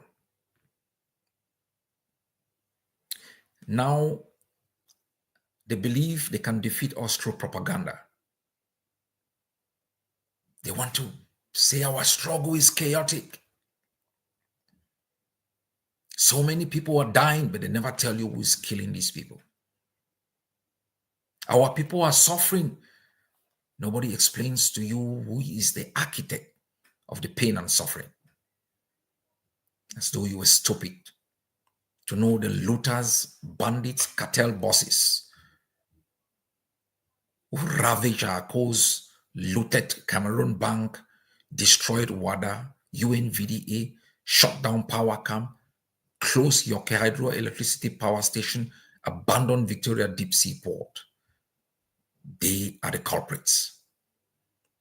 It's not the Amazonian soldier, the man in the arena who is ready for victory or defeat, who is the source of your pain. The looters, the invaders, the anarchists. They are the ones who have imposed misery.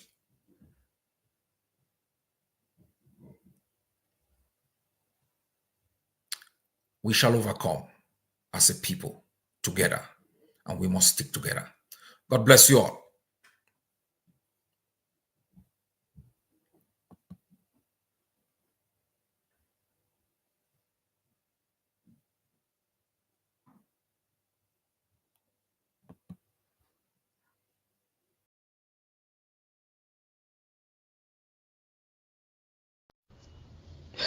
My sister, more.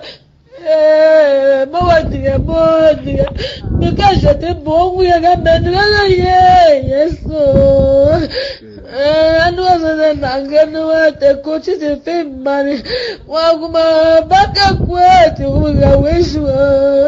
Yes, so, but you always yes, so, for news and Nomanga. If for news and Nomanga, the back one that you because I'm more. Walk up, bingo, getting a bomb queer. One man was an angano, my sister, my Chimovich, give me for yes, so Tangan no boy, one more, we cannot even create even hair before creating a human being. People are dying. God help us.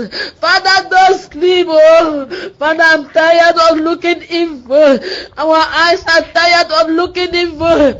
Look at your children being killed every day, my Lord. Father, don't delay, my Lord and my God. Father, don't delay. Oh God, oh God. Father, I'm tired. I'm tired, oh. I'm tired, oh God. Oh. I'm tired, oh. How can people be living in bushes? How can people be in a foreign land? Are they eating in the bush? Oh, have mercy, Lord Jesus. If we have wronged you in any way, forgive us and come to our rescue. Come to our rescue, my Lord and my God. We are begging you, Lord. There's nothing we can do. It's only you who can do it for us. Father, forgive us and come to our rescue. Release our angels to fight for us. We don't know what to do. We don't know where to stand. Lord, I cannot hold my peace than to cry. What can I do? There's nothing for me to offer than to cry unto you, my God. To have mercy upon your people. Have mercy upon your people. How can they be buried children in the mass grave? They are buried so without their parents in this season. Have mercy, Lord. Have mercy.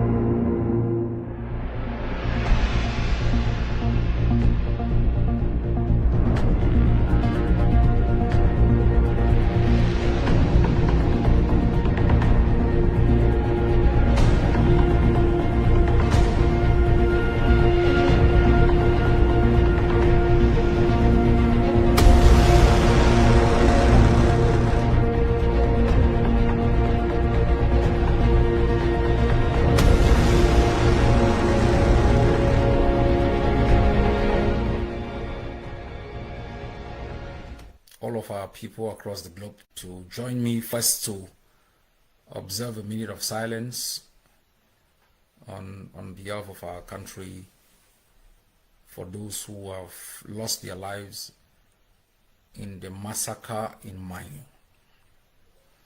And tomorrow I am asking all barracks in Ambazonia to fly the Ambazonian flag half-mast in memory of all those who have lost their lives in this very, very tragic and unforgettable massacre in Maine. Let us observe a minute of silence on their behalf and on behalf of all Ambazonians who have been killed due to the occupation of our country.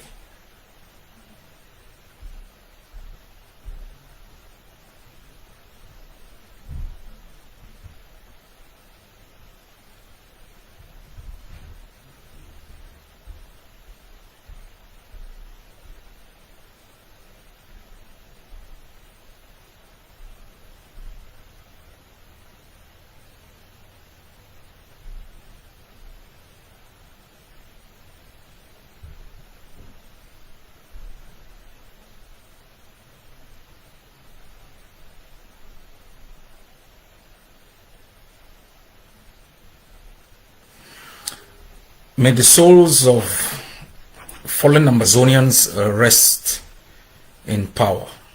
Fellow citizens of our country, we all woke up today with a very heavy heart and sadness. It has been our portion since Cameroon rolled its tongues in our country.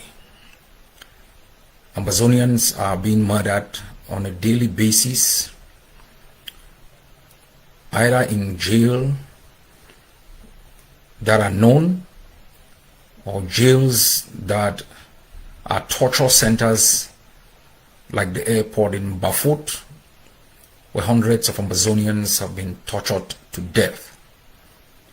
A few days ago, we buried an Ambazonian who was murdered in the Kondengi maximum security prison by La République du Cameroon.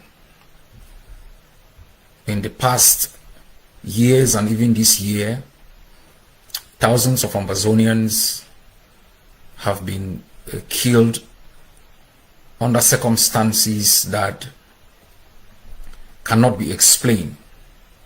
Bodies have been found floating in rivers. People have simply disappeared. Militias and militiamen have murdered Ambazonian citizens in broad daylight, celebrating those murders without any form of remorse. We observe in Ngabo, children were massacred.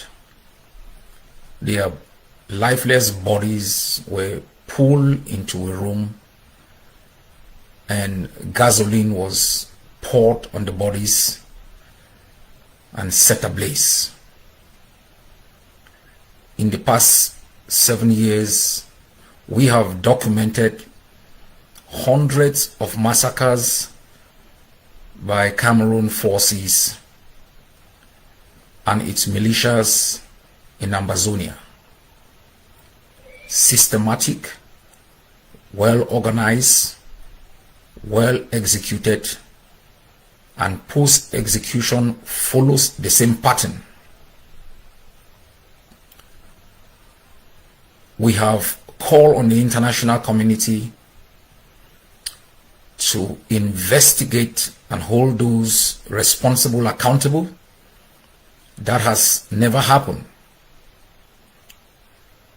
We have asked the international community to invoke the responsibility to protect so that Ambazonians can be protected. There has been dead silence across the corridors of power in Brussels, in Addis Ababa, in New York, and across state capitals across the globe. Ambazonians continue to die on a daily basis due to the impact of the war, either due to starvation, malnutrition, lack of clean drinking water. IDPs are being murdered in Cameroon and nobody has uttered a word. Mr. Biya has been in power for the past 41 years as president and close to 56 years in the executive branch. His rule has been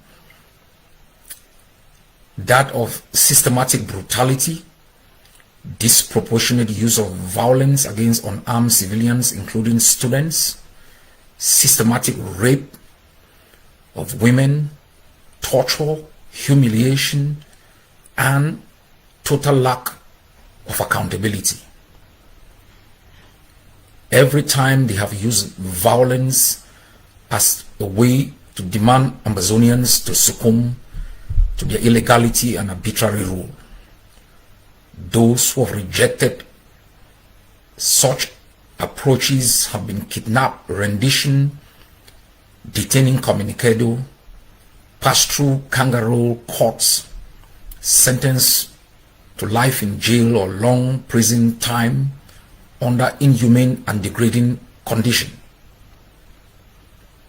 It has created an environment that has given rise to militias that have acted against our people using Ambazonian names with the hope that Ambazonia will be indicted, that our people will be scared, and that beneficiaries of the war will continue to benefit from it, and the 8 million Ambazonians held in captivity will be held accountable for their own suffering. Cameroon has created a lawless environment. Cameroon has created an environment that has been taken over by gangs, warlords from La République du Cameroon in the name of colonial governors, unelected mayors and senators who have all benefited from the suffering of the Ambazonian people. Cameroon is still recognized as the official occupying power within Ambazonia and therefore bears full responsibility for everything that happens within our land. Without the occupation of our country, there will be no war. Without the occupation of our country, there will be no massacres. Without the occupation of our country, there will be no torture, there will be no senseless kidnapping, rendition, and incommunicado detention. Without the brutality and senseless attitude of Cameroon armed forces, there will be no resistance by the Ambazonian people. Cameroon bears full responsibility for the life of each Ambazonian who dies. It bears full responsibility for the carnage, for the burning of villages, torture, burning of homes, massive displacement of the Ambazonian people, and every activity within our country that impacts the lives of our people negatively. It continues as we speak to roam our villages, burning them down, burning homes, capturing people, recruiting from amongst us against their will sometimes to spy for them, to give them access to our neighborhoods, for them to continue their rampant illegal activities of killing our people. Ottawa hasn't uttered a word. London is silent. Washington hasn't spoken. Berlin is still bickering. Oslo has not uttered a word. Ambazonian lives do not matter. It is some black monkeys sticking spears in the throat of one another. We don't count. The responsibility for the protection of ourselves, our future, and our people lies squarely in our own hands. And we will do that responsibly. My fellow countrymen and women, today is a sad day, and today is a sad day in Manu. I have not come here to speak about politics. I am not like some of the Manu elites who continue to enable colonialism and the killing of our people have done today, to use the pain of our people for political posturing and political benefit. In the last few years alone, these are the facts in Manu.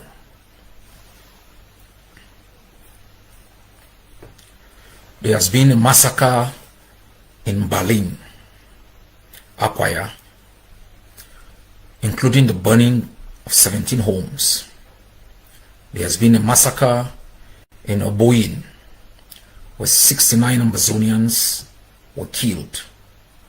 There has been a massacre in Bacho. Were killed.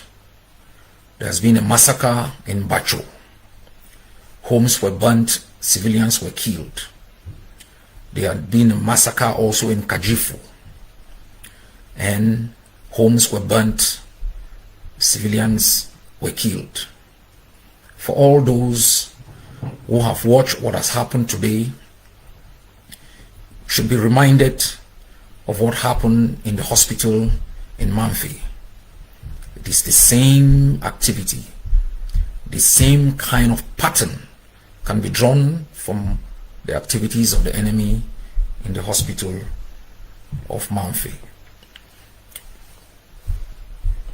My fellow Amazonians, there are beneficiaries of this war, especially in Manu and across Amazonia. There are those who directly benefit from the death of our civilians. Each time there is a massacre, they hurry to Yaoundé and ask Yaoundé to increase security, to put in more monies for purposes of security.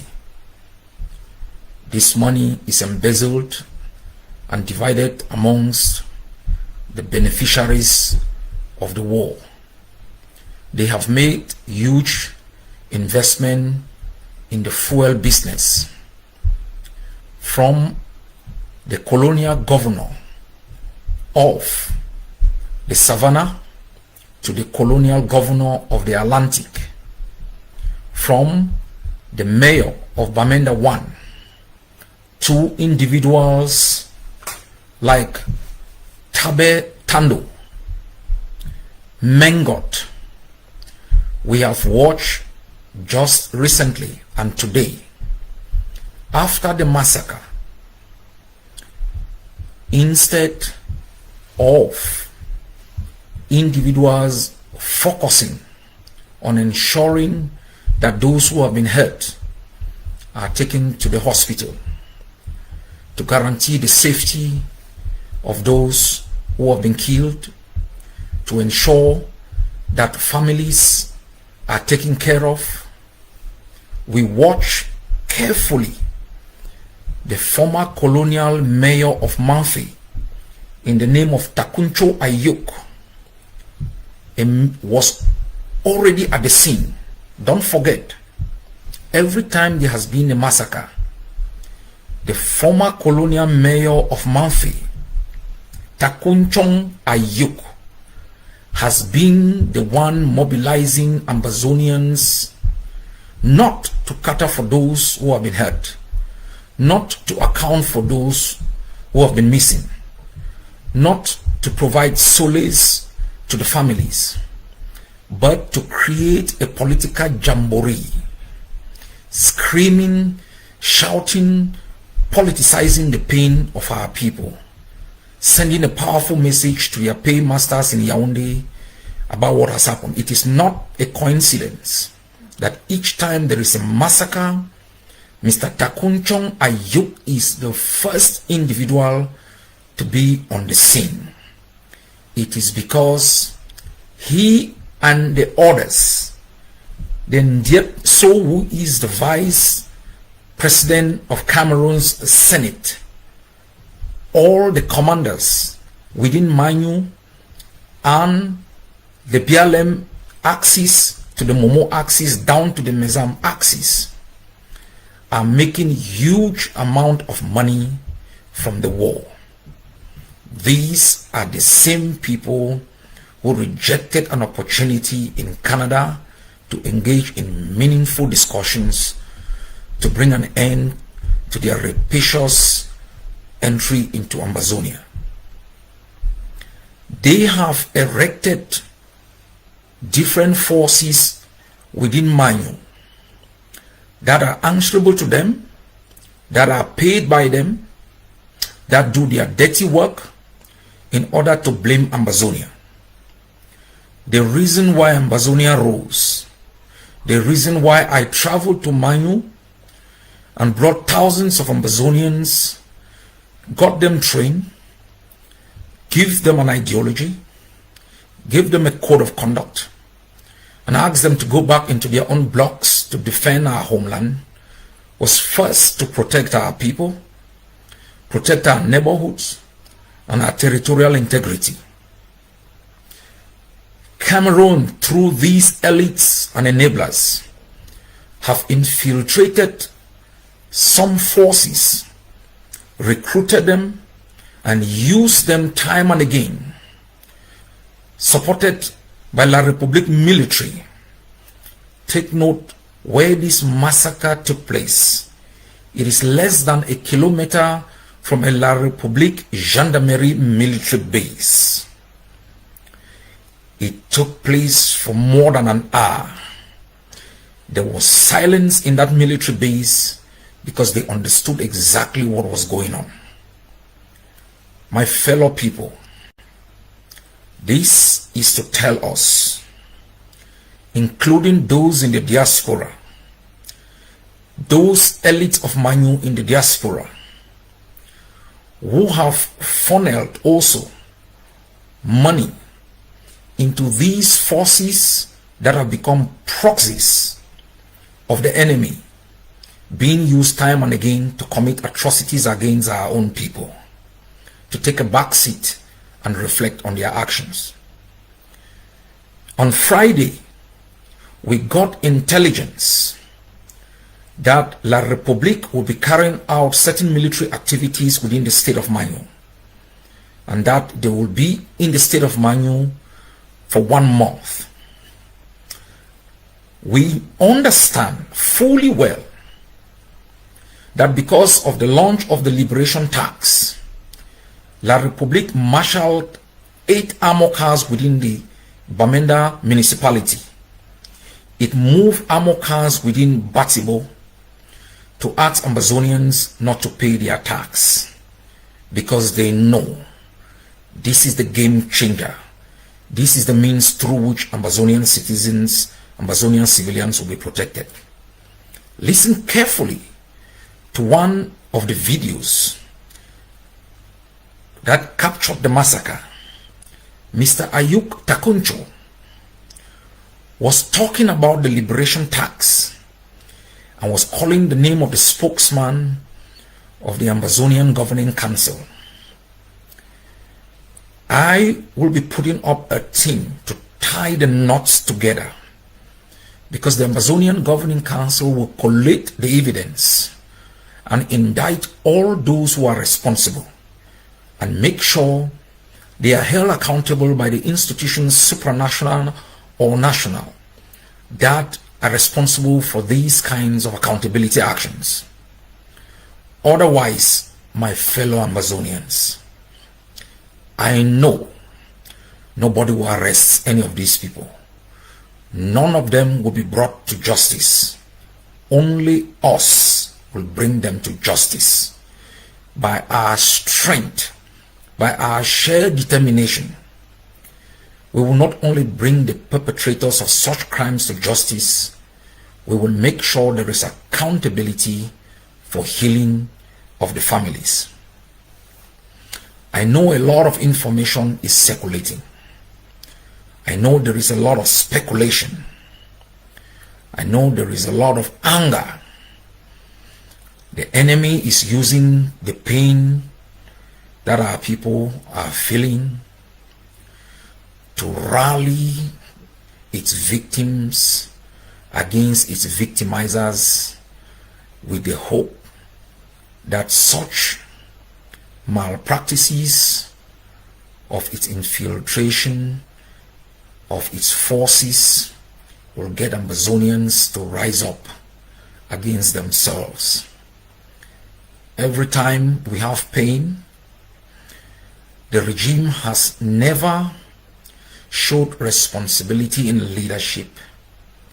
Measure its words, follow appropriate procedures to find out those responsible, hold them accountable, and most importantly, make sure it doesn't happen again, and provide healing to the victims. It has engaged in cheap political propaganda in the same way it did in the Kumba massacre, killing of students, in the same way it did in Gabo. Amazonians, don't be deceived. Don't be deceived. We will continue to resist. And I ask each and every one of you to have a deep reflection. This is an episode in a movie that La Republique has orchestrated within the territory of Amazonia. I want you to look at the big picture. I want you to ignore the propaganda from the murderers, from the rapists, the killers of clergymen, from those who've kidnapped our young men and young women and detained them incommunicado, murdered some while in chains. I want you to look at the big picture. The ones who've razed down thousands of villages, those who murdered Mami Api in her sleep. I want you to have a big picture approach. I don't want you to be sentimental. I don't want your actions, your attitude, your approaches to be dictated by anger. I want you to reflect deeply on the 62-year tragedy that has befallen the Amazonian people, and to remind yourselves, who are those who benefit from the death of the Amazonian people? The Takunchong Ayuk, the Mengot, the commanders that work with these enablers, the Tabetandos. The failure in our resistance will benefit them. The success in our resistance will benefit 8 million Amazonians. Hundreds of thousands of people who have taken refuge in our land. Millions of people who will benefit from our ingenuity and our kindness, our tolerance and our compromise. That is characteristics of the Amazonian people from time immemorial. Those who have created the environment for carnage, those who have recruited from amongst us spies who enable them to parade our villages, to murder our people. Those in the diaspora who continue to funnel funds through these hijack, set up groups, use time and again in collusion with La Republique forces stationed less than a kilometer from where this massacre took place. They are the ones to be indicted. They are the ones to be held accountable.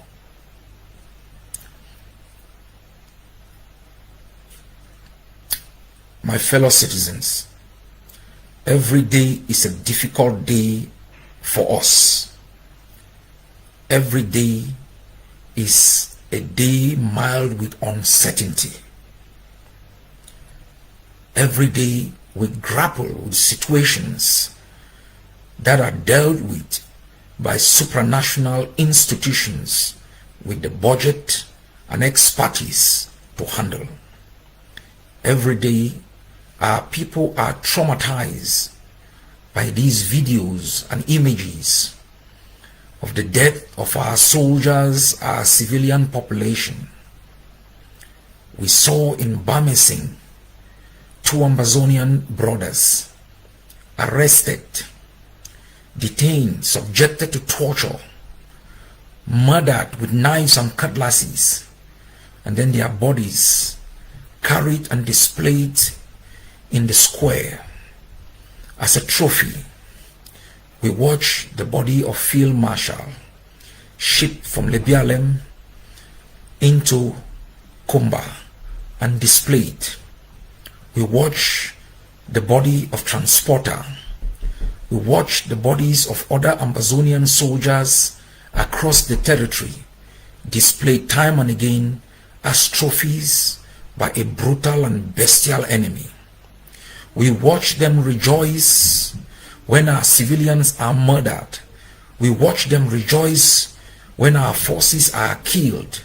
We watch them celebrate the death of Ambazonians in their vile hope that these deaths will put the death nail on the coffin that will bury the Ambazonian struggle for a free homeland. They have done so for 62 years. It has not worked. They have done so for the last 7 years. It has not worked. They kidnapped leaders from Biafra land and renditioned them. It did not stop us resisting. They murdered General Ivo. It didn't stop us resisting. They murdered brave warriors in our land, committed hundreds of massacres. It hasn't stopped us resisting. They've burned down thousands of villages. It hasn't quenched the spirit in the Ambazonian people to rise above the pain and suffering of the moment, to be free. The only situation that will stop these killings and massacre is a free and independent Ambazonia. Even before the war, we watch in Do, Oben Peter Ash who asks men of elderly ages to crawl on sand, singing beer before God. We watch them commit the Lake Nyos massacre. We watch Gilbert Folem murdered at point blank range in the University of Boya. It is not war that makes them kill us. It is their hate for us. It is their desire to occupy our land. And they will do everything, including recruiting from amongst us spies and enablers, beneficiaries of a war, to make sure we all die and become manure for the adventure in the land of our birth. But we did rise to put an end to this. We did rise to make sure that the next generation never watch their mothers dig graves for their brothers, that the next generation gives back to our population and our people safety, security in society and human security, even dignity in death, making sure that when things like this happen, responsible government set up an investigation to make sure that culprits are found and held accountable, families are treated with dignity, and that those who are fallen are buried in dignity. They have claimed to control Amazonia. They have claimed to have defeated Amazonia. And they rise up every day to blame those they claim they have defeated. They rise up every day to claim to blame those who they think don't exist, 2 cubes of sugar, for being responsible for their own pain. We aren't responsible for our pain. We aren't responsible for our suffering. We are struggling amidst difficulties to rise up against the brutality of evil that has been installed in our land. A conspiracy by superpowers and countries that have remained silent in the face of massacres, burning of villages, killing of our civilians, displaying of dead bodies of our soldiers, burying of those that they killed like General Ivo, whose body we've never found. We are the victims of a malice. We are the victims of the conspiracies of systems who mean no good to us. And we, the people, will continue to fight. And from amongst us, all soldiers must continue to ensure that their primary responsibility remains the protection of the Amazonian people. And for every group, every constituted defense force that will train its weapon against our people will hold you responsible. Every constituted force that will become an enabling constituted force for the enemy, that will work for the enemy, to advance the authority of the enemy, to enable the activities of the enemy, we will hold you responsible. I ask each and every one of you to say a word of prayer for our people of Manyu. And to you, our citizens of Manyu, it was there we all gathered like brave people to launch the Amazonian Defense Force and to begin the resistance. It is from Manyu that we marshal our army and fought like warriors as though we were the last species living in Amazonia. It is there that they asked 16 villages to be evacuated and they said no. It is there that we've shown bravery from Akwaya down to Talim and to all the other villages. It is there that we have the hope of the independence of Amazonia. It is there I promise the people of Boki that I will return to plant the foundation stone of Amazonia. That promise I will keep. That promise will become a reality. I ask every Amazonian to pray for citizens of Manyu, to pray for the families that have lost loved ones, to pray for the victims. I ask all our forces tomorrow to lower the flag at half-mast in honor of all Amazonians who have died in the hands of the brutal enemies that have taken our streets and our villages hostage. I ask every Amazonian, wherever you may be, to rededicate to the freedom of our homeland, to rededicate to the expulsion of the forces of evil that continue to parade our streets, to rededicate to ending the shameful attitude of crumb eaters who eat the crumbs from the table, who spill the blood of our people, who drink the blood of our people. I ask all of you never to give up. I ask all of you to look at incidences like these as the reason why we rose up in the first place, and to make sure we keep fighting until the memory of the fallen, in honor of all those who have lost their liberty, in honor of millions of people who are in exile, in honor of the millions living in despondency, not knowing what tomorrow may bring. God bless Manyu. God bless Amazonia.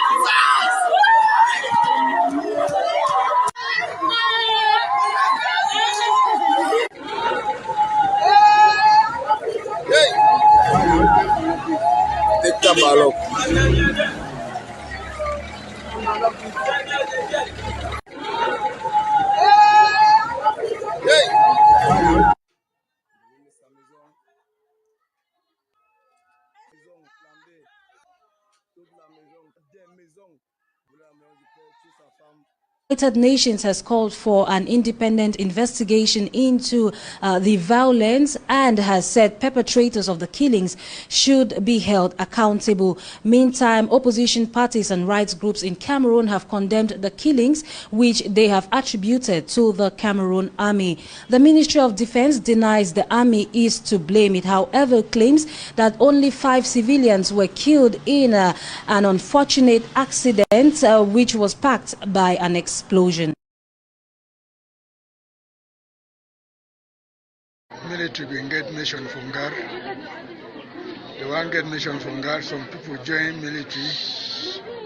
They work at their own route different. Military, they work at their own route different. Before the military, place where military go in, that people turn their own for back, pass, make their own action where military no. So the one come meet up place where military in there, they burn house for there. The one burn house before military come out say no be thing where we be in camp for do. They stop them. And the population for that Ngar where be for up, they no be know say some incident don't be for for back where they don't kill people, Sute 23. They don't even know. Sute, they left the place, come up before the news come for them, say they don't go Fongar, they finish people. We're military, no. Okay. This Mr. Paul-Biya regime, people who decide to kill all the southern Cameroon and Amazonian. Yes, this is the massacre and the destruction. Yes, this is the massacre and the destruction and all the brutality and the brutalism. This is what happened in Cameroon today. With all the southern Cameroon and Amazonian, we are in struggle today. Exactly. They kill all the family, they don't leave even one person. They scatter all the family. Look at all these young girls like this. They kill all our generation. They kill everybody and they burn all the home. We are living now in the struggle. God intervene to this our crisis, Father. Almighty God, come to us. We are the people of Amazonia. We are suffering. Paul-Biya and his own regime decide to kill us today. Paul-Biya with his own regime. This is the struggle of people of Amazonia. This thing happened in Garbo, where they call Firu at Ngar. This father and mother to their master's room. See where the father are born in the fire. They are 3 days. Father, mother, and the 2 children. Here, this is 2 people are here. One father with 7 children. See the score for the boy. For the man boy is here straight. Look the score. They burned all the houses today by the military, by the Paul-Biya regime. We witnessed everything today. All the houses now burned. All the houses is now burned. This is what we call destruction and the... Yes. This killed today as Ngarbu, where they call Firu. They killed Mr. Fusika and his own family today. Yes. Many innocent souls have lost their souls. We are here in the struggle. Oh God.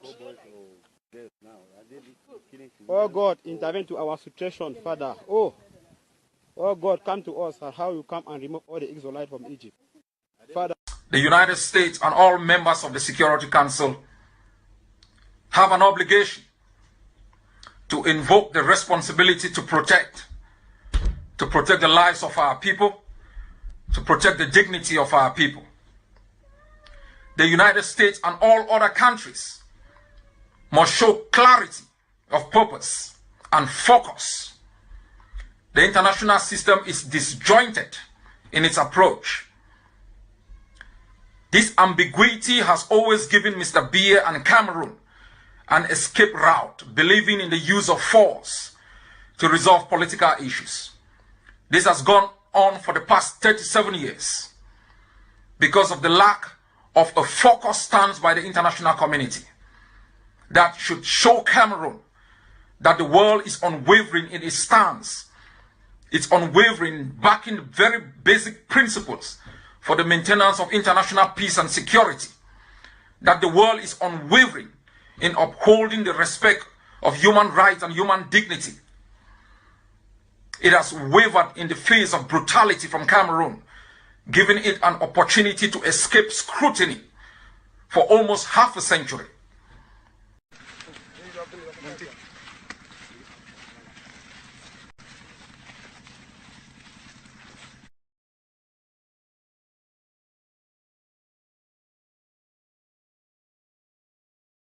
Ski. Le 7-9. Listen anywhere. وحده من سوريا. Sur France Inter. Bonjour Pierre. Bonjour Nicolas. Une crise, Pierre, a éclaté entre le Cameroun et la France. Expliquez-nous pourquoi. C'est un cas d'école de la difficulté de changer le cap de la politique africaine de la France s'agissant de la question des droits de l'homme. La crise qui vient d'éclater entre le Cameroun et la France se déroule en 3 actes et elle n'est pas terminée, mettant Emmanuel Macron au défi de définir les prochaines étapes. La séquence actuelle commence le 14 février, lorsque 23 civils sont tués dans le village de Ngarbou, dans le nord-ouest du Cameroun, une région anglophone, théâtre depuis plusieurs années d'une rébellion contre le pouvoir francophone du président Paul Biya. L'opposition et les ONG parlent d'un massacre délibéré par l'armée et l'ONU réclame une enquête indépendante. Deuxième acte, samedi, au Salon de l'Agriculture, Emmanuel Macron est interpellé par un activiste camerounais et le président de la République emploie un ton et des mots inhabituels. Je le cite. « Je vais appeler la semaine prochaine le président Biya et on mettra le maximum de pression pour que cette situation cesse. Je suis totalement au courant et totalement impliqué sur les violences qui se passent au Cameroun et qui sont intolérables. » Fin de citation. Troisième acte, Pierre, le gouvernement camerounais est furieux. Tout à fait, Nicolas. Hier, plusieurs centaines de personnes fidèles du régime ont manifesté devant l'ambassade de France à Yaoundé pour dénoncer l'ingérence de Paris. Et une déclaration très sèche du président Biya affirme, sans citer la France, que le Cameroun entend rester maître de son destin. L'ancienne puissance coloniale qu'est la France se trouve dans une situation plus qu'ambiguë. Paris, au temps du général de Gaulle, a installé ce régime en matant par la force toute opposition, puis soutenu l'ancien séminariste Paul Biya dans sa conquête du pouvoir en 1982. Voilà donc 37 ans que Paul Biya est à la tête de ce pays, un autocrate qui organise tous les 7 ans des élections qu'il ne peut pas perdre. Mais comment faire évoluer cette relation incestueuse héritée de la célèbre France-Afrique sans pour autant déstabiliser une région qui l'est déjà passablement? Alors quelles sont les options pour la France? Emmanuel Macron l'a dit samedi dans sa conversation filmée avec l'activiste camerounais, la France est critiquée si elle se tait et elle est critiquée si elle parle. Le président a choisi de parler car le Cameroun vit aujourd'hui une fin de règne délétère. L'an dernier, la France avait publiquement demandé et obtenu la libération de l'opposant numéro 1, Maurice Kamto. Cette fois, Emmanuel Macron met la barre plus haut, au risque de se voir accusé par ses propos non pas de défendre les droits de l'homme, mais de s'ingérer dans les affaires camerounaises. Mais ce qui se passe dans la région anglophone va trop loin, et le silence devient complice. Human Rights Watch s'apprête à publier un rapport accablant sur le massacre du 14 février, et les démentis d'Yaoundé ne valent plus grand-chose. Comment peser sur une telle situation sans renouer avec l'ingérence d'antan? Délibérément ou accidentellement, on ne sait pas. Emmanuel Macron a créé une situation inédite pour lui, dont la suite reste à définir. Pierre Aski, merci. Et dans un instant, le grand entretien.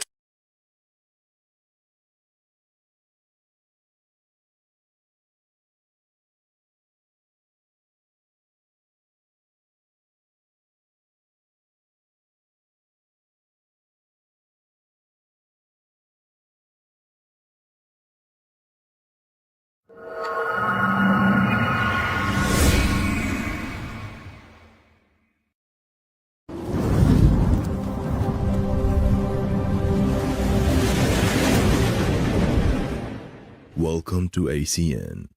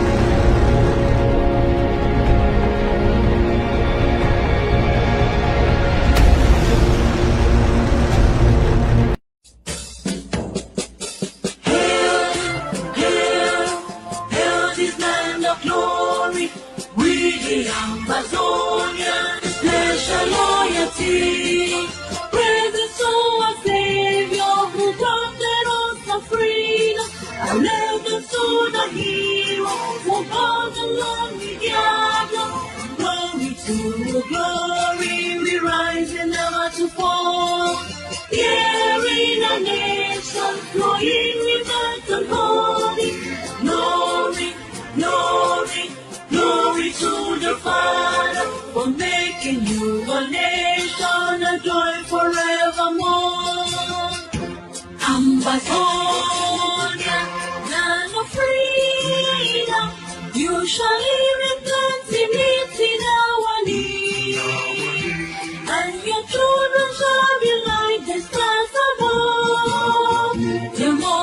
God be the watchman of this nation.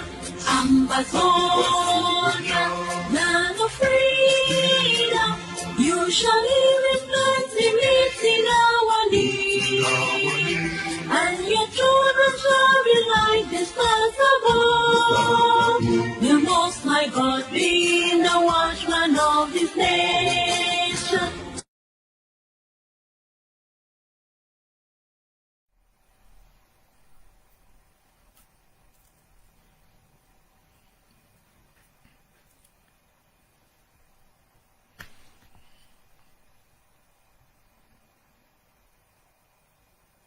Oh man, it plays day.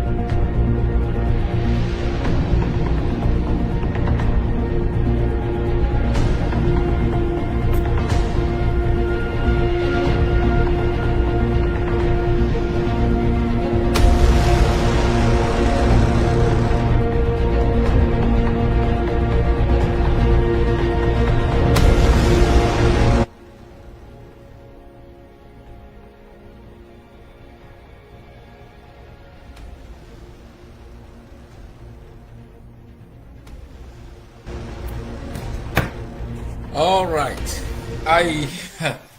my apologies for coming in late. You see me today? Who do I look like? Definitely like a very prominent Amazonian, right? Okay. I salute all of you. I am very grateful that you take off time to always listen to what I have to say, and I am always excited.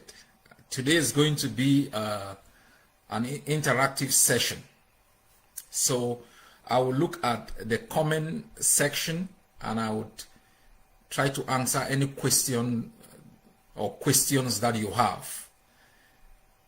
So feel free, if you have a question, you drop it at the comment section. I will also be looking at my phone should I miss some questions that are picked up by the executive press secretary. So do I really look like Molan Jolly to me? I am happy. I dedicate this outing to Pa Mola. He was a friend, a father, and a fighter. He fought until his last days, and he never blinked. He was an encyclopedia who gave us the relevant facts of our history. I remember once I hosted Mola out here in Norway when I invited them, I think almost 10 years ago. Yes, 2013. I hosted Pa Mola, Pound 4, late Dr. Ngumne.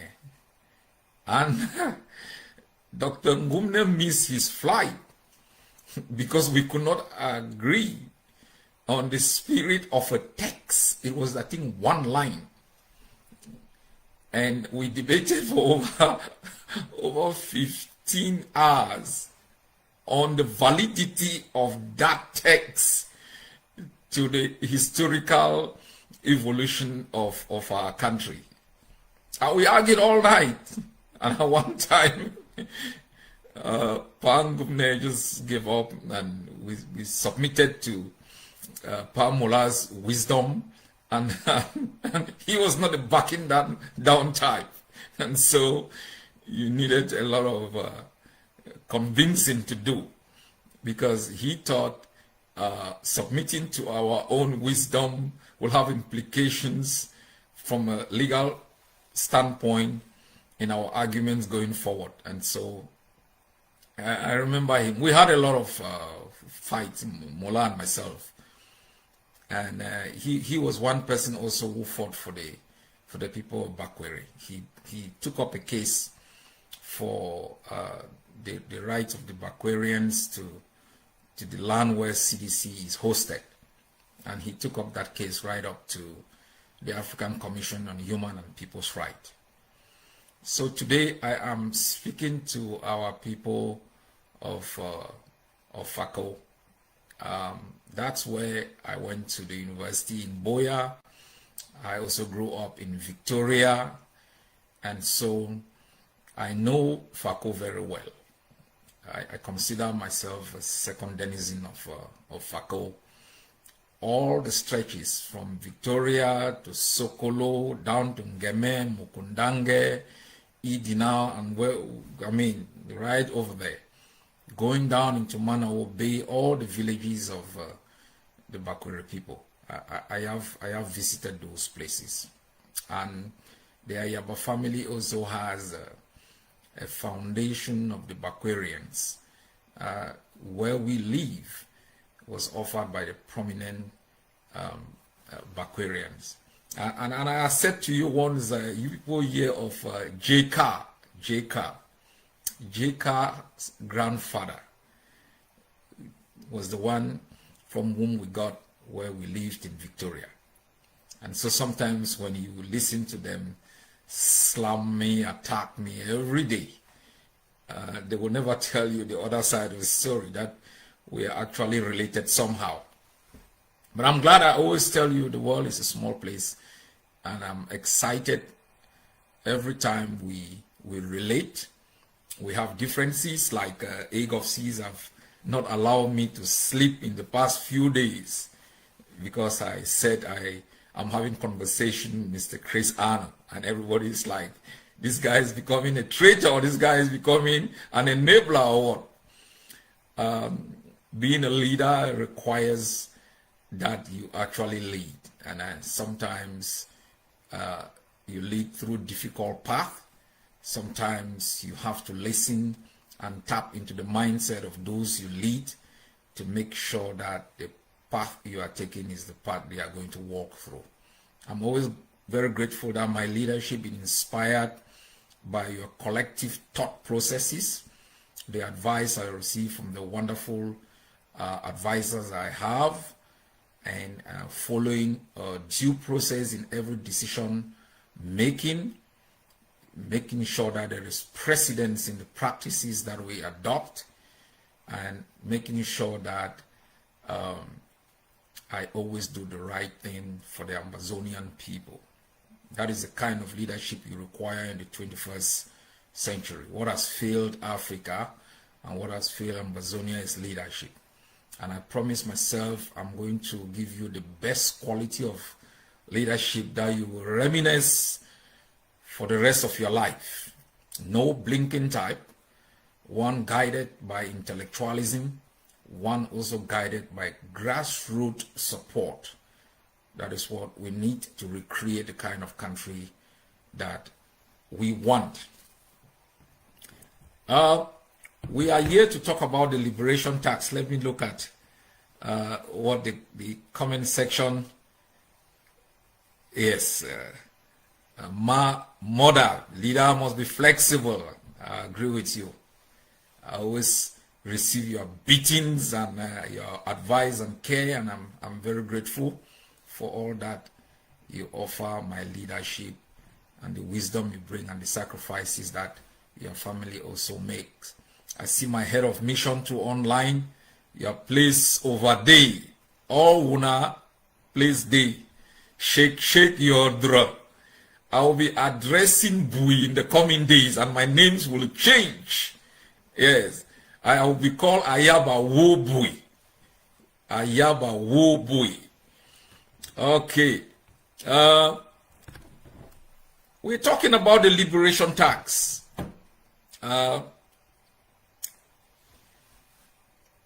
And in the next 12 days we'll be talking about the liberation tax. This is how important that is. Today I was having a conversation with General Efang and making it absolutely clear that first thing about taxation law is information, making sure that the people get the information. But the primary basis of every law is that it is properly discussed before it is adopted, and we follow that process. And I am happy that we tick all the dots, we cross the T's. We are at war, my people. We are fighting against one of the most merciless enemies, armed robbers, bandits, yes, hijackers. They came into our land and they thought they are taking it over until we rose. We rose. Yes, we rose. It's our land. It's our land. We seek nothing else than our land, just to have a place where we can live even in poverty. So this is not a joke. I was talking to a friend the other day. I was telling him he has to pay his tax. He said he does not subscribe to my ideology for independence, and I have not responded to him, but I will respond to him to remind him that, well, it's the law of the land, and so whether you agree with my ideology or not, it's the law of the land, and every Ambazonian citizen, both at home and in the diaspora, will have to respect this law.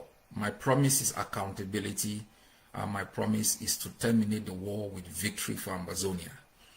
And you have to trust me, because we have established the Ambazonian Governing Council as a people's movement, a grassroots movement that we hold ourselves accountable. We are all leaders, and we intend to ensure that we build a society that is based on the collective will of the people. So I enjoin everyone who has not paid their tax to pay their tax. My deputy press secretary, Ofa, have you paid your tax? And if you have paid your tax, send me your receipt. If you have not paid your tax, I'm a tax defaulter hunter. We need to raise hundreds of millions to arm our men and to make sure that we can provide some public services to our people. The tragedy of our story is one that had been written. We are not the foundation of that story. We have been warned about these armed robbers from Cameroon, daylight bandits who have I have never seen a people afraid to celebrate their own day of independence. I have never ever. It's like you don't want to celebrate your birthday, you are always celebrating the birthday of your neighbor. That's the kind of armed robbers that we have been dealing with for the past 62 years. Yes, and they've made a no-blinking generation, the Ayaba generation. We are not joking. It's going to be a bitter fight to the end, and we take no prisoners. We create no peace and reconciliation commission. We hold them accountable, and all those who have enabled them. I was reading a letter from another armed robber in Batibo. He calls himself the Dio. He says he's banning Ambazonian schools. You can't ban what you didn't create, right? You can't. You can't. He should remember the last person who sat in that chair, who was a Dio. What happened to him? We took him from inside his house. And we don't joke. We don't joke. And I also want the fun of Mancon. And what for? Oh, logom for. Logom for. So today is for Fako. I greet all my people from Fako, including who's ringing me at this time? LG Capo. One moment, I'll take this call. Yeah, LG. I'm live. You didn't see my link. I'm live. I'm addressing Fako.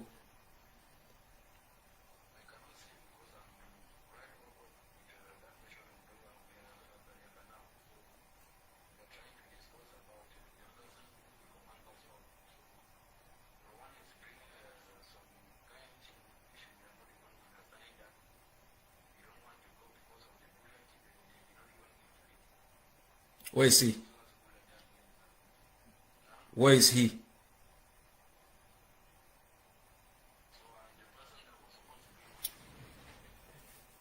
Where is Rewan? Where is Rewan? Bring him on the phone.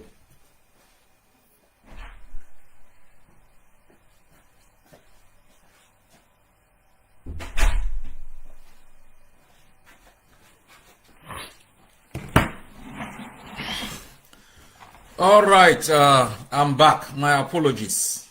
I had to deal with some issues on the ground. They are very important issues. My apologies. I hope the communication will will cut this absence. I don't know where we were.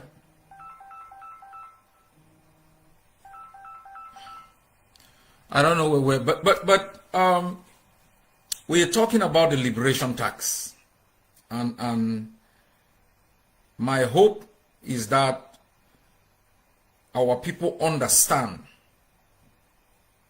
what is a war of liberation, and avoid having excuses all the time. When you are a dad or you are a mom, you go through difficulties,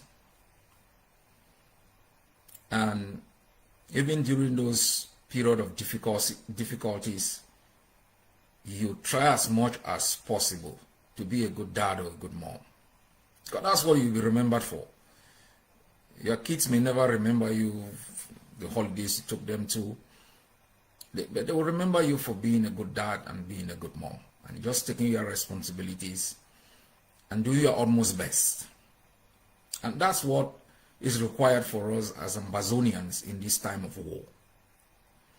The people who are manning the centuries, who are fighting, they don't have time to think about the quarrels we have, the difficulties we have. They need to stay alive. Cameroon is the worst a country that can ever occupy your own. It is a product of France. It believes it's a central governance structure. It believes in violence as a tool of governance.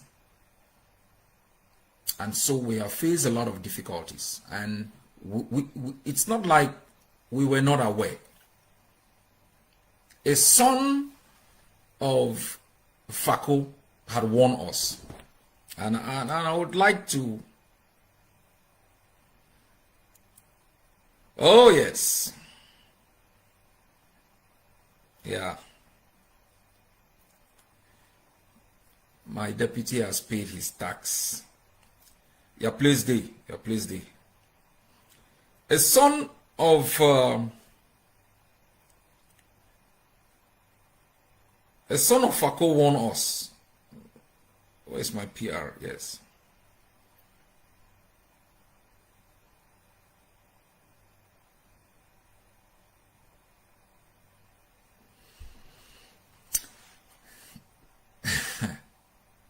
It is still perplexing that a country that had had, I think, 3 governments and stable, a strong economy, could be swallowed by a country that was under the state of anarchy. And Ndeli warned us, if you vote for Cameroon Republic, you will forever fail to secure independence for Southern Cameroons, because Cameroon is still a colony of France. And we are keen observers of what is going on in Burkina Faso, what is going on in Niger, Guinea, and Mali, what has been going on in Central African Republic, what has been going on in Gabon, in Congo Brazzaville, the torment and turmoil in the Democratic Republic of the Congo.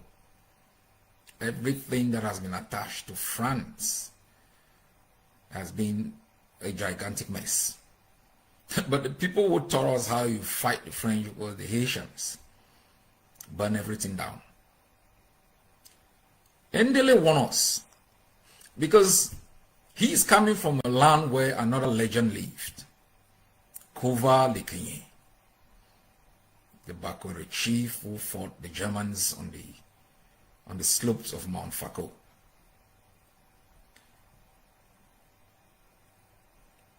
French troops are still stationed in Douala and Yaoundé. He won. The CPNC maintains that it is no use for the Southern Cameroons to move from the British colony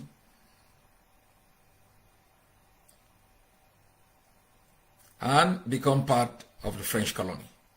We must move into true independence with Nigeria. Under the French system, you cannot have a fair trial. We remember Joe Tang. Last week he was sentenced to 25 years in jail. No lawyer, no proper representation, no due process, far away from his own jurisdiction. Anyone accused of an offense in the Cameroon Republic is manhandled and flogged and is generally treated as a guilty criminal. Who amongst you, he asked, would like to live in a country where your life and property are constantly in danger? Who amongst you would like to live in a country where your entire home is burnt, villages are burnt, and there are massacres, Pingin, there is Ngabu, there is Santa? Ndele foresaw it.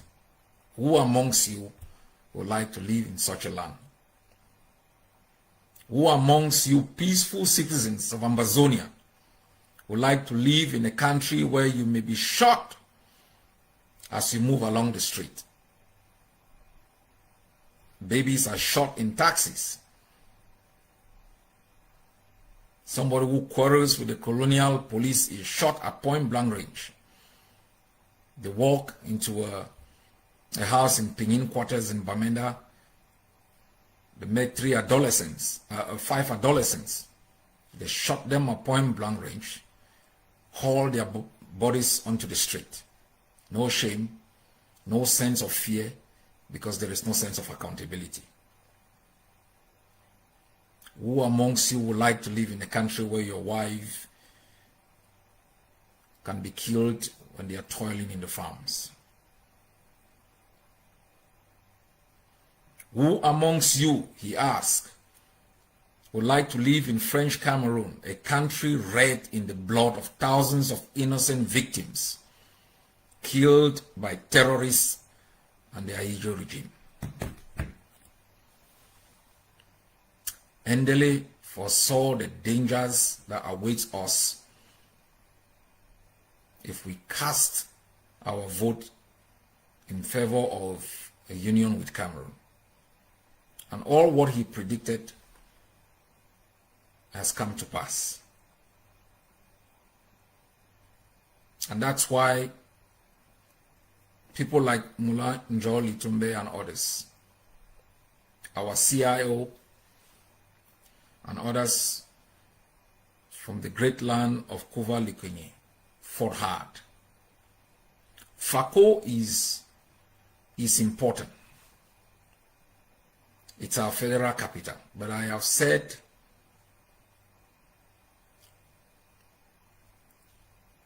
we will liberate it at the appropriate time. But it's important that we realize what has happened to Fako. Fako has the highest amount of rainfall in West Africa, in Dibonja. That rainfall alone can be captured, and with the fertile volcanic soil that comes from the mountain, transform Fako into an agricultural El Dorado, where our citizens in there will live in affluence, where people will not die because they lack clean drinking water, because just the rainfall in Diboncha alone could serve Fako and even neighboring Meme during the dry season. It could be used for irrigation. It could be used to provide clean drinking water in every household.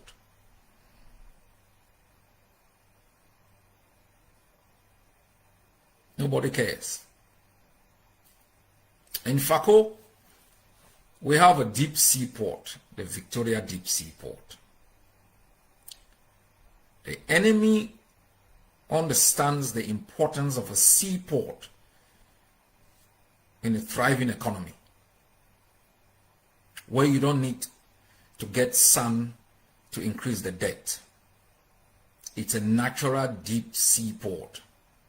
That could even be a transit port for places, landlocked places within the continent. It could be a transit port for places like even Chad, Rwanda. The Victoria Deep Sea Port alone could provide employment opportunities for hundreds of thousands of Ambazonians, creating wealth that could be reinvested and to create more opportunities. The enemy decided that they were going to abandon the Victoria Deep Sea Port for Douala. Why not?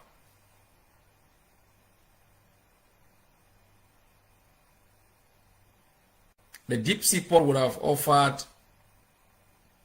a huge opportunity for the tens of thousands of Ambazonians who are out here, who ship their goods into Douala and pay exorbitant prices, including bribes. They should have shipped it into Victoria free of charge. That's what we will offer. In an independent Ambazonia, because of the role the diasporans have played in ensuring that we are free, Ambazonian expatriates will have the opportunity to ship high quality goods into Ambazonia free of charge,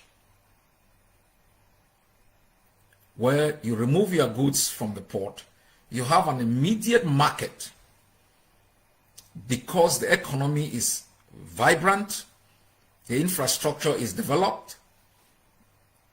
You create a secondary pool of opportunities. You don't need to bribe to get your things in, because the moment you ship goods from outside, you also create a temporal employment opportunities for those who are going to take care of your goods. They may be family members, but they have temporary jobs. No economy can survive without a vibrant populace, because they are the immediate buyers of every good and services that that economy produces. That is why we've talked about the foundation of our education, to create assets who can be empowered financially and otherwise to be the strength of a vibrant economy. And don't forget, the deep sea port will offer opportunities for foreign direct investment. Foreign direct investment. It will be an opportunity for other development within that particular area, whether in terms of housing, infrastructures, industries that can benefit from access to a port. We are going to transform Victoria into a place where opportunities are created. And not far from there is Buea, the seat of the Buea University, the Silicon Valley of Amazonia,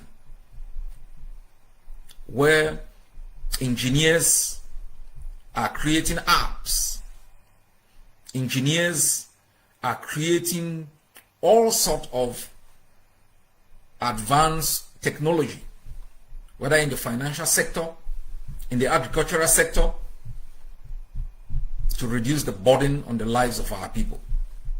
These things are interconnected. When knowledge is produced to create opportunities where people have access to goods and services. As if that was not enough, FACO is the hub where you have the massive CDC, where these rapists, these arsonists, armed robbers have hijacked it and transformed it into a corrupt enterprise, where the only opportunity our people have is slave labor. You remember the story? Remember the story, my people? we said it as a joke, where he worked at CDC, and I remember I had a family in Muselele. That's where we go get rubber to make football. He worked at CDC. Pa Shadrach. He earns, I think, 25,000 amber a month. And they line up, the long line to receive their salary. Before the end of the month, Pa Shadrach has borrowed cooking oil from Namundo, worth about 3,000. He's borrowed dry fish from Mamibi. He's borrowed school fees from Pai Pasamoto. By the end of the month, he has used his 25,000 and he's already in debt. And he stands on the line and they are screaming his name. Pa Shadrach! You owe Mama Namundo this amount. By the time they count the amount of money he has borrowed, he already leaves the line. Because it's already at 27,000. And he leaves from there, he goes and meets his friend to borrow another 3,000. He goes into a bar, he drinks 1,000, goes home. The wife is waiting for him. He has nothing. The children are waiting for him. He has nothing. The armed robbers, for whom he has toiled for 1 month, have accumulated hundreds of thousands, send their children to good schools, go on vacation, relieve stress, take care of their families, live a better life, while the owners of the land returns home already in debt for the next month. And that's when confusion starts at home. That becomes irresponsible. Family breakups because of financial difficulties. Children become delinquent. If you have to analyze the burden, if you analyze the consequences of this occupation on the individual Ambazonian, family cohesion, its impact on society, and its impact in the next 20 years, you will weep for our country. You will weep for our country. You will not be sitting out here and screaming, oh, Ayaba here, Ayaba there. No. You will join me in the trenches for us to end this occupation of our homeland. Mount Fako is the highest mountain in the west of Africa. Only the tourism industry, forget about the long Atlantic coast that will be used by researchers building, vacation places. Some of you are people taking vacation. Look at some of the islands in Spain, in Morocco. They make billions. Billions. Through tourism. That's why I've always told you, you don't need to even think about what is beneath the soil. Think about the opportunities that we can create for our people and for our country, simply by exploiting what is above the soil and using our experience being open to other societies to replicate. You see Amazonians flying to Dubai. The desert, people have transformed a desert into an oasis. While we have an oasis, we are trying to transform it into a desert. Amazonians out here, they have bought land in Victoria. They have built homes there that they may never live inside, because they are nomads. An Amazonian sits out here, is hitting the chest. I have a house in the beaches around Victoria. What do you make out of that? You cannot stay in there because the economy has collapsed. The health infrastructure has collapsed. You can't drive on a simple road. Armed robbers want to live on your own toil. Kidnappers for ransom call police and gendarme officers, want to make a mockery of because you've lived out here.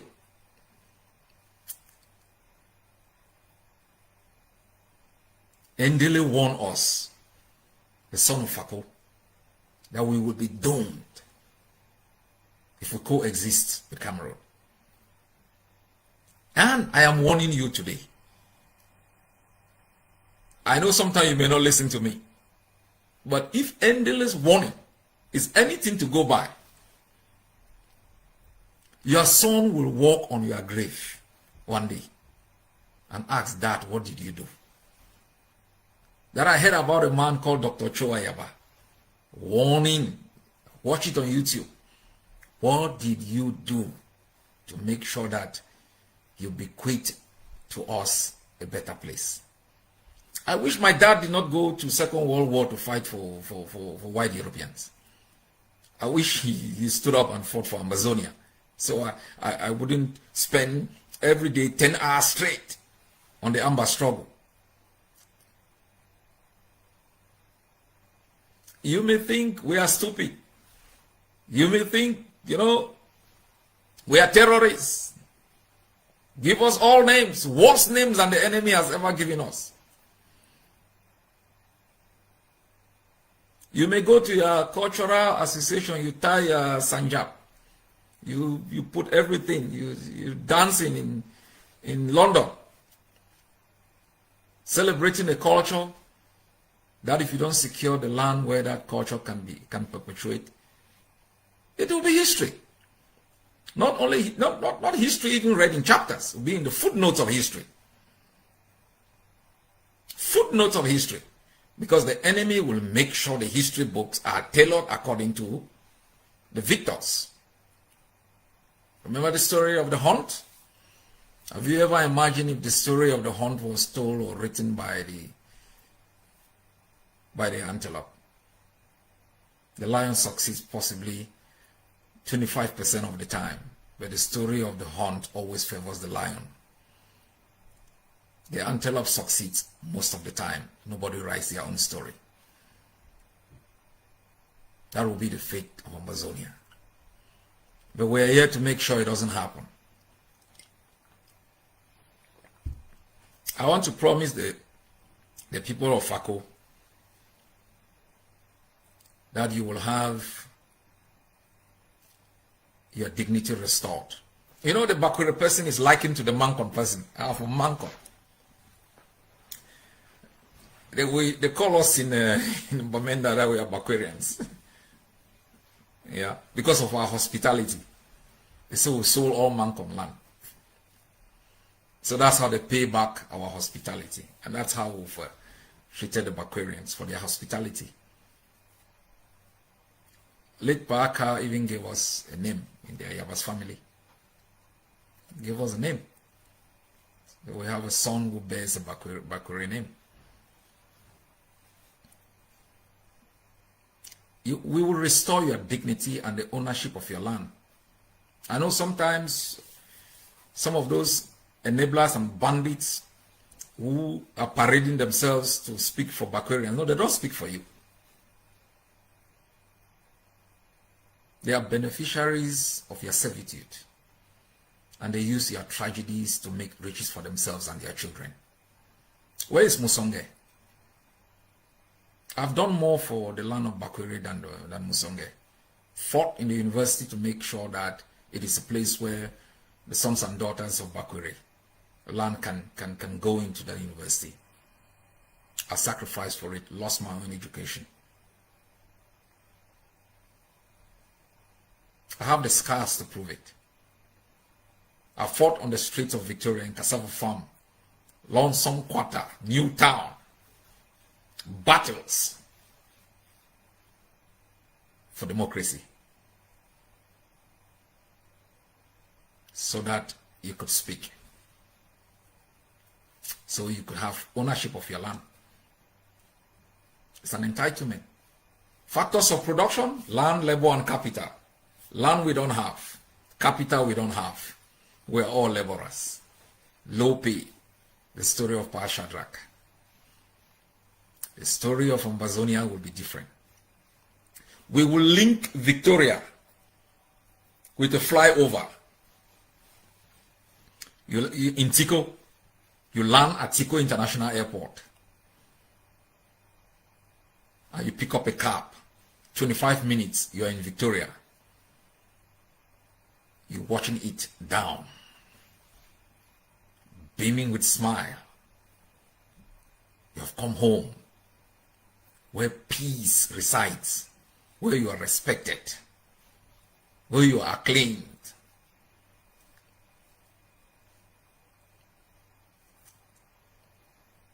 I will name that airport Molanjo Litumbe International Airport, in honor of a son who fought so hard. I hear they've given the airport to a bandit.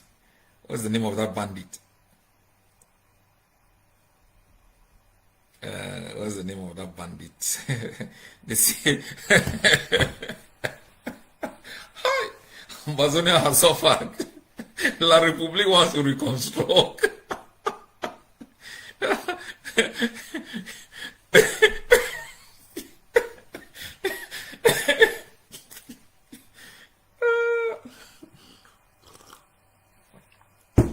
La République wants to reconstruct Amazonia.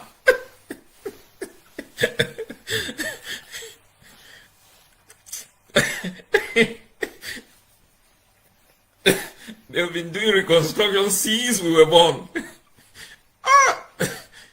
We are so far. They take us for fools. Because they pass us through their system of intoxication. So they are very much sure that the product are fools. They do reconstruction. They want to beat Tico Airport. They gave it to an armed robber. What's his name again? Wilson Da Costa.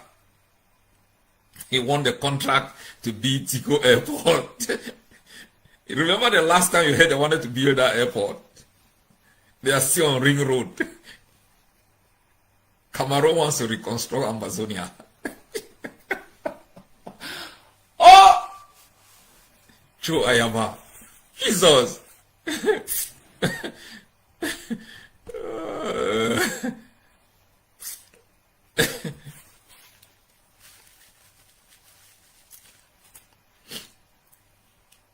Paul Biya wants to reconstruct Amazonia. We have suffered. They take us for fools. Why not?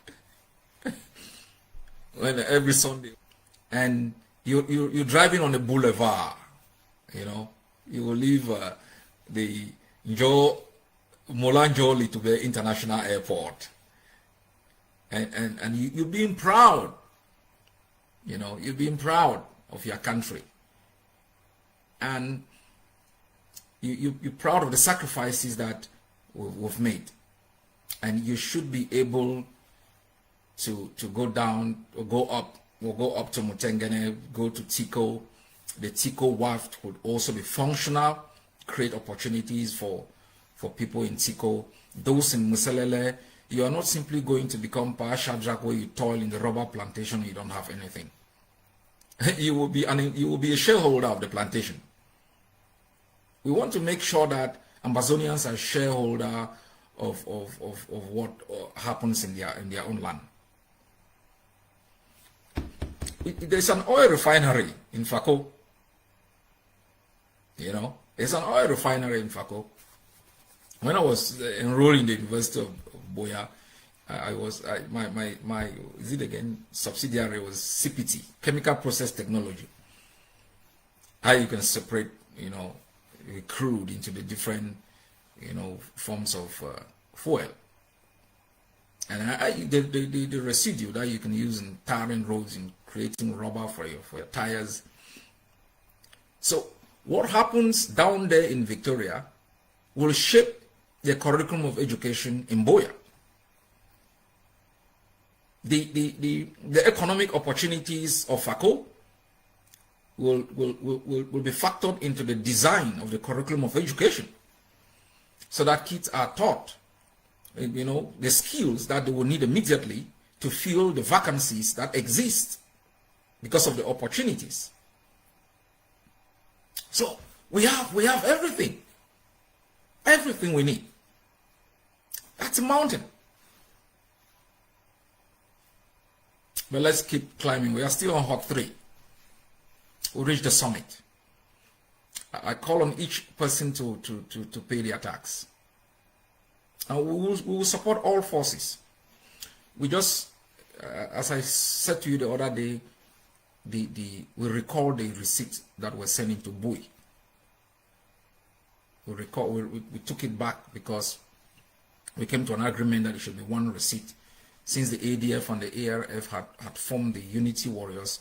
So the receipt will be the Unity Warriors of the ADF and ARF, and they will split it. You put it in your own sector. I said this liberation tax is not only about the revenue, though the revenue is important, but it's also to establish a system of accountability. There's a lot of corruption in our struggle. Nationalist struggle, does not have corruption. Nationalists rise up because a system has been put in place that is nepotic in nature, corrupt in nature. And the desire for their struggle is to dismantle those systems and establish fair, equitable, transparent systems. We want to end harassment of our population completely. Today we picked up, I think, 9 Biafrans. And I was on a video call, and I got their names, and I made a bit of research. I established their identity, and I know that they are resident in Amazonia, and I told our forces they should pay their liberation tax because they are resident, and they should let them go. That's all. And we notified Biafra. I've asked the press secretary to notify the Biafrans that this is what happened, and that the liberation tax will affect their resident citizens in our country.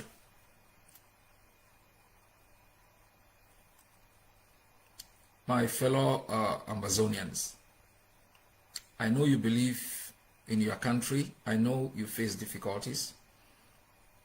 I know you are worried, especially the people of Fako. Difference is not bad. Difference becomes a problem when it is instrumentalized by opportunists. We are always going to be different. I am different from my vice president. He has his own way. I'm different from my spokesman. I'm different from the secretary for finance. And we recognize the difference as important. The worst thing to ever happen is when opportunists, those who cannot win by merit, decide to instrumentalize difference for their own interests. That is what has happened when you start hearing somebody in Meme, that rascal was died, saying, the people of the Southwest cannot be. Who tells you that the person from Manu, wants to be with the person from Meme? Who tells you that the man from Mezam likes, the person from Momo? These differences exist. We are not, some homogeneous lot. We are a heterogeneous, diversified set of persons who have accepted based on residing within the same geographic region, having established systems that cut across, our own villages, who understand each other, who've accepted to establish political institutions and economic institutions over that nation to oversee our own existence as individuals and collectives. As the concept of a nation state. And do not listen to any instrumentalist, opportunist who eat the vomit from their slave master to lecture you about Amazonia. Cameroon is giving FACO nothing. Nothing. It has humiliated FACO. It has humiliated everyone there.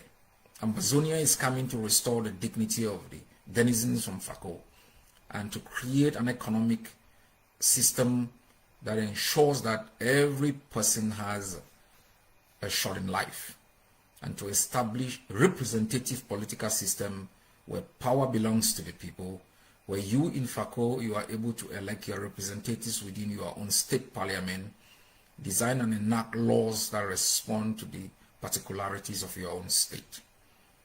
And that shared system within the federal system of government for Amazonia. And if anybody ever twisted the reason why we fight for these opportunities. Independence is the container within which these opportunities can exist. I am very, very happy to have been born within this period. I am very, very grateful to have been part of a generation of daredevils who with their bare hands and their own rudimentary skills have challenged one of the last bastions of anti-people, anti-Amazonia colonialism. With our difficulties, we will make it. If we believe that what we are escaping from has provided nothing to us, Molanjo Litumbe will be proud that we made this journey. Kuva Lekinye will be proud of his descendants. And I know that deep somewhere in you, you cherish this idea. Somewhere in you, there is that instinct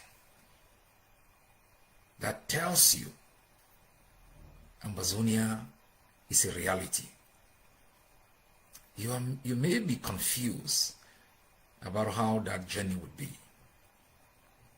but I am here as a roadmap, using the roadmap others had used to navigate the difficult trajectory of a liberation struggle. Together as a people, we will make it. And our people of FACO will be proud. But before I go, let me send a message to Victoria. Respect ghost towns. Ghost towns are important days of resistance for us. All right. Good night to everyone. God bless the people of FACO. God bless Amazonia.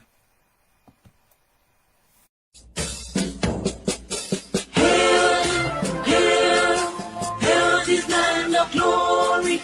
We the Amazonia, special loyalty. Praise to our Savior who granted us the freedom. And legends to the hero who fought along we gather. Glory to glory, we rise and never to fall. Here in a nation, flowing with and holy. Glory, glory, glory to the making you a nation, a joy forevermore. Ambazonia, land of freedom, you shall live in plenty, meeting our need. And your children shall be like the stars above. The Most High God being the watchman of this nation. Ambazonia, land of freedom, you shall live in plenty, meeting our need. And your children shall be like the stars above. The Most High God being the watchman of this nation.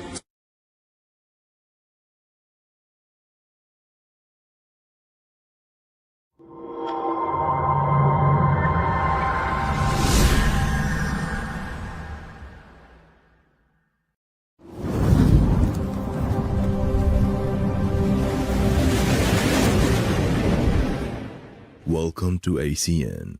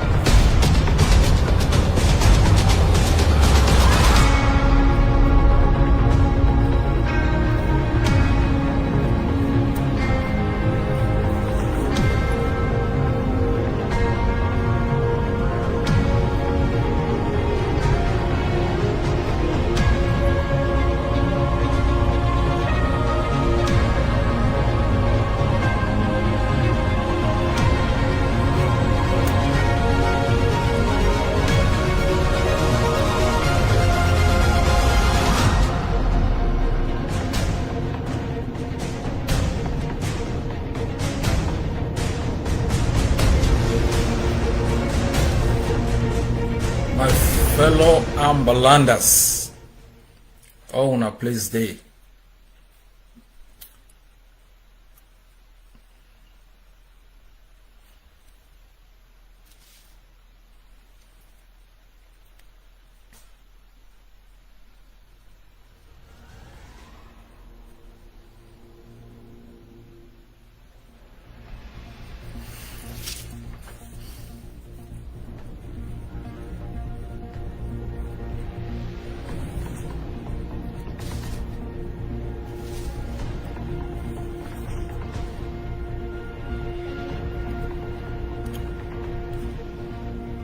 My fellow Amazonians,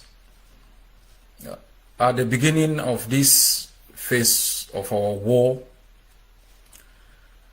I think we hailed conmen, we gave them titles, we celebrated days of enslavement, we chastised our heroes and our defenders. We took pride in the worship of the killers of our people. I don't expect that to change at this particular moment. But as I have said and written before, what I know for fact are the following. Slavery was a more deadlier form of repression than the occupation we face today. Yet patriots stood against servitude, kidnapping, and they prevailed over the white race. Colonialism in all its forms and shapes had been a disaster for the black race and for millions of people across the globe. The tenacity and resilience of people under its dominion has rendered it worthless. Apartheid existed for hundreds of years and still exists in some form or shape. It took generations of black South Africans and millions of people across the globe, the Mandela generation of no blinking people, to collapse it and handed over power to the South African people. I want to assure you that they fear us because our resistance is founded in justice, on the truth, and a sense of ownership of the process and the outcome. They do not only fear you because of your tenacity, you have demonstrated that tenacity by sending into exile the once powerful elites that live large on the pain of our people, the supposed custodians of our customs and tradition, they live in bunkers far away from our homeland because of your bravery. You have made redundant a once powerful and looting political dynasty that loomed large and seemed unconquerable. Through your sacrifices, you continue to demonstrate to your enemies, internal and external, your determination to write the last chapter of your own story. and to build the last cemetery that will hold in check the architects of black-on-black colonialism that has cost the lives of millions of our people, endangered national and international security, and continues to be a threat to peace and stability in the Gulf of Guinea. Today, our people have largely stayed at home and rejected Cameroon's colonialism. Your sacrifices will be remembered forever. Our prisoners have observed 2 days of lockdown in continuation of their days of lockdown associated with their incarceration. I want to thank our prisoners of war for their bravery, their continuous sacrifices, and for raising their heads high in the face of darkness. Ambazonia will write your story on the front pages of the history of our country. Our valiant soldiers across the territory have demonstrated power and control in the defense of our sovereignty and our territorial integrity. In Bafut, in Bamenda, in Chamba, they fought against military choppers and showed tenacity in the face of overwhelming force, and they prevailed. In Momo, they exploded IEDs and drove the enemies into their hideouts where they belong in perpetuity. 2 weeks ago, General Sagat and his men laid the foundation of what we have seen today with an incursion into our capital that has reminded all those who violate the laws of our land that we are no blinking in the face of the repression that we face. Across the Atlantic states, from Dian to Fako, through Kope, Maneguba, and Meme, our people once more express their desire through defiance for a homeland of their own. In Jakeri, our valiant soldiers overrun the ground, stand, and put it on fire. In Tatum, in the same way, they drove the enemy into their hideout. In Ngokitungia, they stood firm in the face of treachery. For the past 2 weeks, we have been on the trail of Ngala Gerard, whom you saw distributing monies as a form of bribery to our people to take part in a day of shame. We missed him by a whisker today, but I can promise you we will get him. My fellow people, you must continue to remain resilient. The days ahead will be difficult. I cannot promise you that it will be easy, but I can assure you that you will be free from the brutality of evil that visited our homeland in the past 61 years. We must remain doggedly committed to our freedom, and we must not only commit in our words, we must stay true to the oldest creed about how freedom is achieved, our blood and our treasure. The men and women who sit in jails across enemy territory, in our homeland, the men and women and children as IDPs in the bushes, our refugees pin their hope on this generation to write their story in the way it was before and should be today and tomorrow. We will never be free without sacrifices. We will never have joy without pain. And I ask you all to continue to exercise patience and to commit by paying your liberation tax. In the coming days, I'll be asking the Treasury to relinquish 25 million amber to inject into the resistance. And we will continue to mobilize and to inject.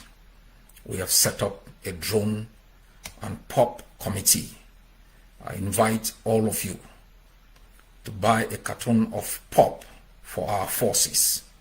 We intend to buy 120, 60 for the Atlantic, 60 for the Savannah. We must bomb Cameroon out of existence. And we must learn from the technologies that now exist and put enough drones in the homeland to make sure our skies are not safe for the enemy. God bless you all. God bless Ambazonia.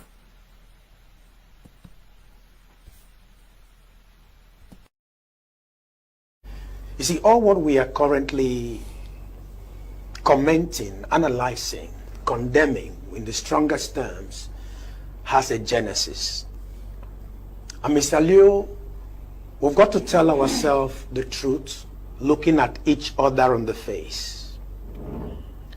Mr. Leo, it is a historical fact that the liars-in-chief of this government have been lying to Cameroonians, especially the elites of the Northwest and Southwest region. Until when His Excellency the President of the Republic made a declaration in France and said there was an assimilation agenda by the government of Cameroon to assimilate Southern Cameroonians in this God-so-blessed country. Mr. Leo, it is a historical fact that this God-so-blessed country had 2 stars on its flag. That simply meant 2 people came together to build this great nation. Each time, Mr. Leo, I watch at the pictures that were taken in Fumban, the banner reads, "How pleasant it is for brethren to dwell or come together." Today we are seeing Cameroonians killing each other simply because there was an agenda for assimilation. And ever since the head of state of this great country made that pronouncement, Mr. Leo, we have not had commentaries or even apologies from our elites that have been lying to us that everything is okay, there was no assimilation agenda, there was no marginalization. My co-panelist on the right made mention a while ago. We started with rubber gun. It went on to Dane guns. We have now had sophisticated equipment. I was not part of that process. How did we get here? It's a question you've asked me. We have gotten here because of greed. We have gotten here because of egocentrism. We have gotten here because we don't have love for fatherland. And Mr. Leo, we must be able to tell ourselves nothing but the truth. Each time you enthrone a lie, the truth becomes the rebel. Cameroonians are dying every day simply because we want to tell ourselves the truth. Mr. Leo, the government of Cameroon refused to apply the constitution that was given to them, and today we are talking about fast-tracking decentralization. Mr. Leo, I want to say it in all honesty. The government bench of Cameroon has to take responsibility to end this crisis. If the head of state of this country admitted in an international platform that there was an agenda of assimilation, where is the justice to give the people of Southern Cameroon special status? Where is the justice? Fellow compatriots, ladies and gentlemen, at long last, here we are in Buea.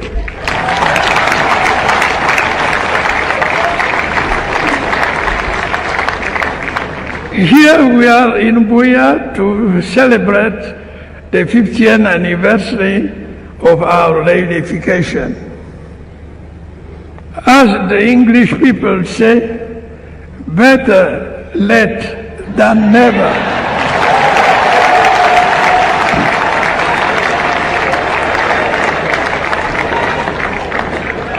In fact, after a long period of preparation, we are finally glad to be here at this historic town of Buea, the town of legendary hospitality. I am glad to be in Buea, the bedrock of our reunification. History has not forgotten that Buea was the headquarters of West Cameroon. History has not forgotten that Buea was the capital of southern Cameroon.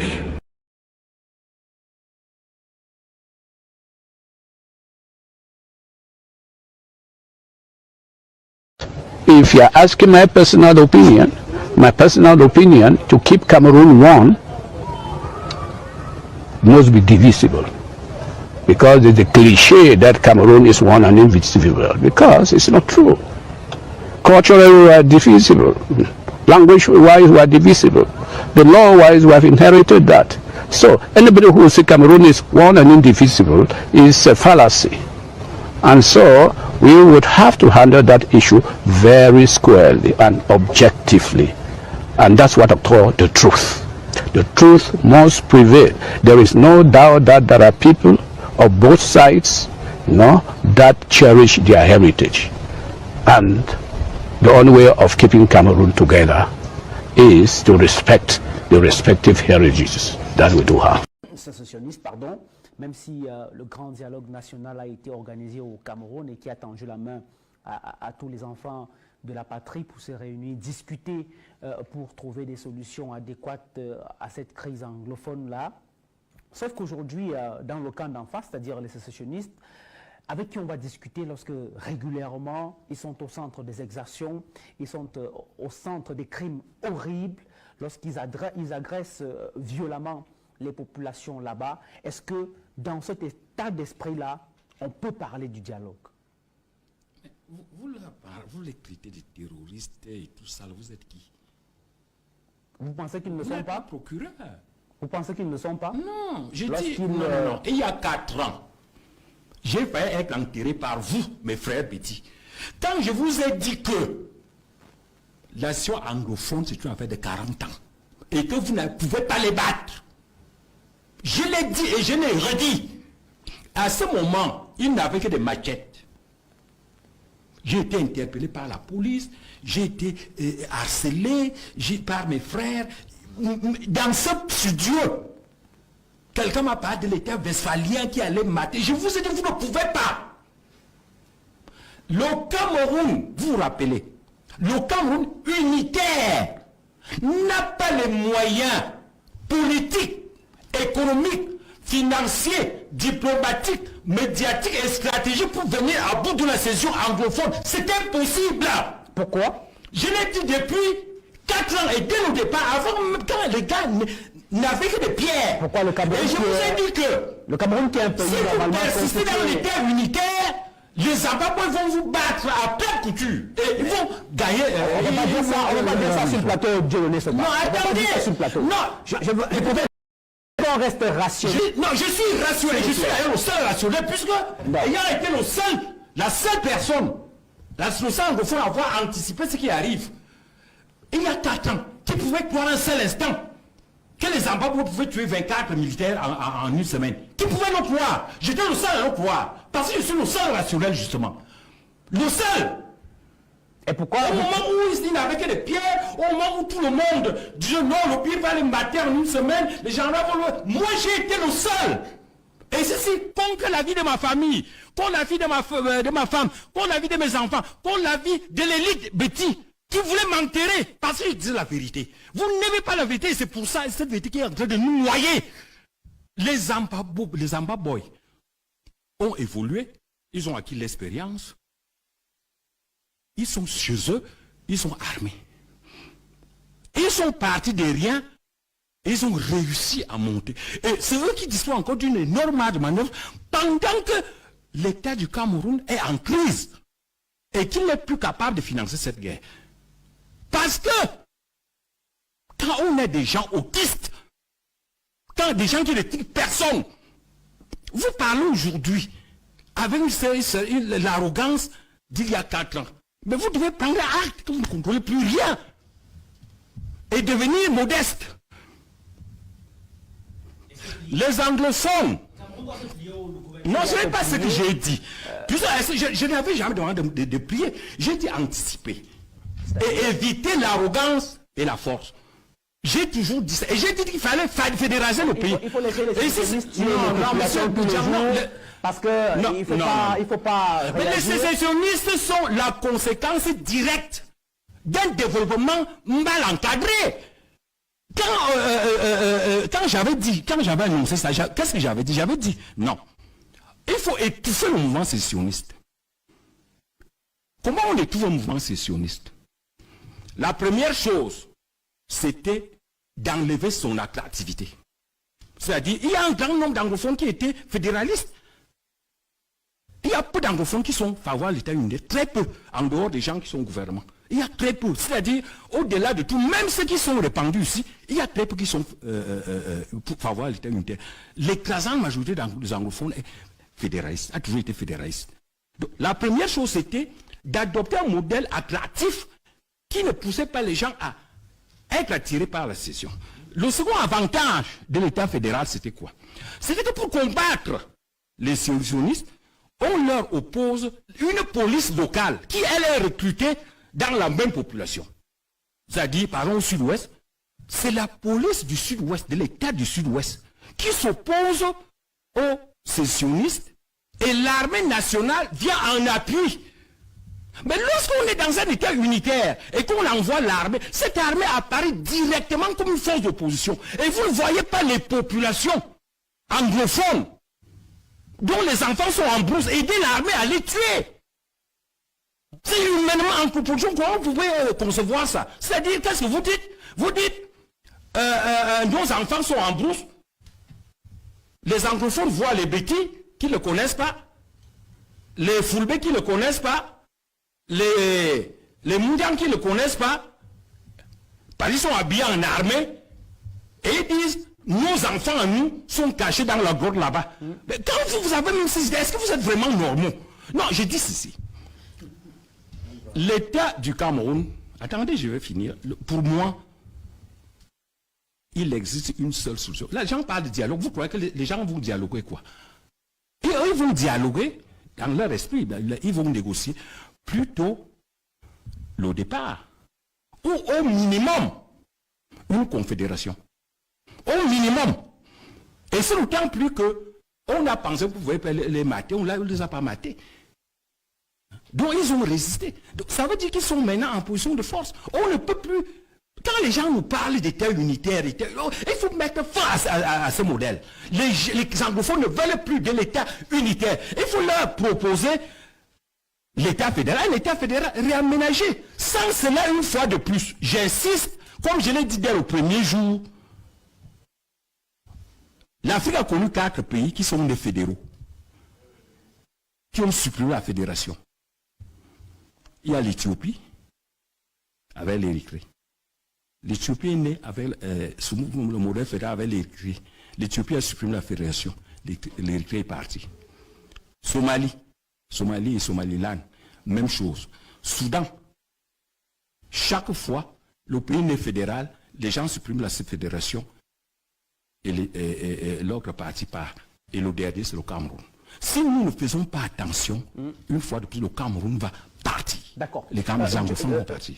Colonel Didier Badek, est-ce que l'explication donnée par Dieudonné Soba ne tient pas la route? C'est-à-dire, lorsqu'on regarde comment aujourd'hui les populations dans le nord-ouest et sud-ouest refusent même de collaborer avec les forces de défense, on voit même parfois ces populations-là qui sont complices des sécessionnistes. Camerounais, Camerounaises, le Cameroun est libre et indépendant. L'indépendance, comme la liberté, est un bien qui se conquiert et se reconquiert chaque jour. Et personne n'est de trop pour la défendre, la fortifier, la préserver de toutes ses forces et de toute son âme. Nous savons tous qu'il n'y a pas de dignité pour ceux qui attendent tout des autres. Nous savons que cette indépendance que nous venons d'obtenir ne serait qu'un leurre si nous ne pouvions l'assurer dans la réalité quotidienne. Nous sommes décidés à lui donner une existence qui ne soit pas seulement de façade. Nous serons jugés sur nos actes. Le monde attend de nous que nous lui fournissions la preuve de notre sérieux, de notre capacité à nous diriger nous-mêmes. Nous la lui donnerons car tous nous le voulons. Camerounais, Camerounaises, le Cameroun est libre et indépendant. L'indépendance, comme la liberté, est un bien qui se conquiert et se reconquiert chaque jour. Et personne n'est de trop pour la défendre, la fortifier, la préserver de toutes ses forces et de toute son âme. Nous savons tous qu'il n'y a pas de dignité pour ceux qui attendent tout des autres. Nous savons que cette indépendance que nous venons d'obtenir ne serait qu'un leurre si nous ne pouvions l'assurer dans la réalité quotidienne. Nous sommes décidés à lui donner une existence qui ne soit pas seulement de façade. Nous serons jugés sur nos actes. Le monde attend de nous que nous lui fournissions la preuve de notre sérieux, de notre capacité à nous diriger nous-mêmes. Nous la lui donnerons car tous nous le voulons.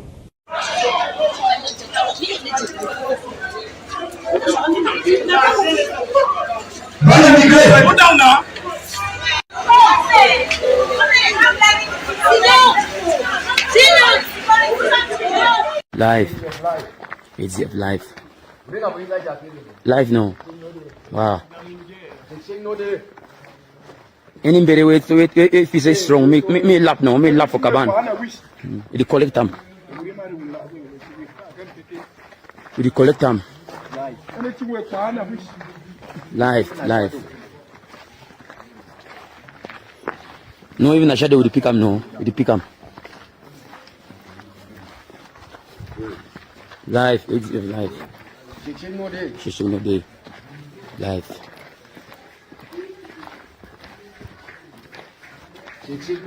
She no day. Wow. Now inside Jakiri. Now it is a patrol. You feel free. All day. Two way they talk say one no day. Today na Sunday. 11 February. All houses lock. No civilian. This inside Jakiri. The whole Jakiri life. No man fit time for come out outside. You talk say strong, then come out. They pick you go. You there for war. You there for war. Any man where the fool say you know there for war. Chop your tell your eyes chop Christmas. Life. Life. Where them there? They come collect. Say me una M11, una M1 for up. Life. Yorubo, show yourself. Show yourself, Yorubo. Sega, show yourself. Yeah. Above the law with the Yayu, above the law. I have turn. Live.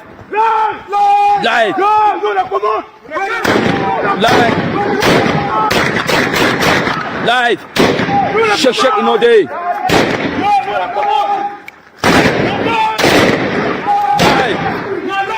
Shake in all day. You will feel if you come on, come. Live. Shake in all day.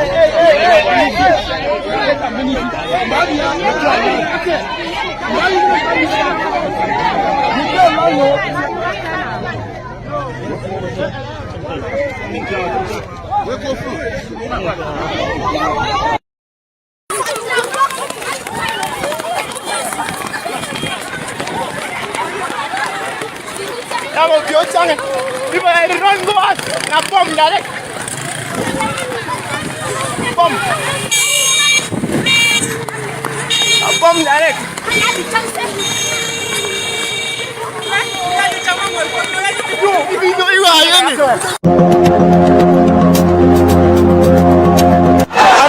An explosion has occurred in the grandstand. An explosion has occurred in the grandstand. It's horrible here in Cambe, Dongamantu. Cambe, at the grandstand of Cambe. Explosion. Horrible explosion that occurred here. We don't know whose knife. We don't know the knife that have gone. Listen.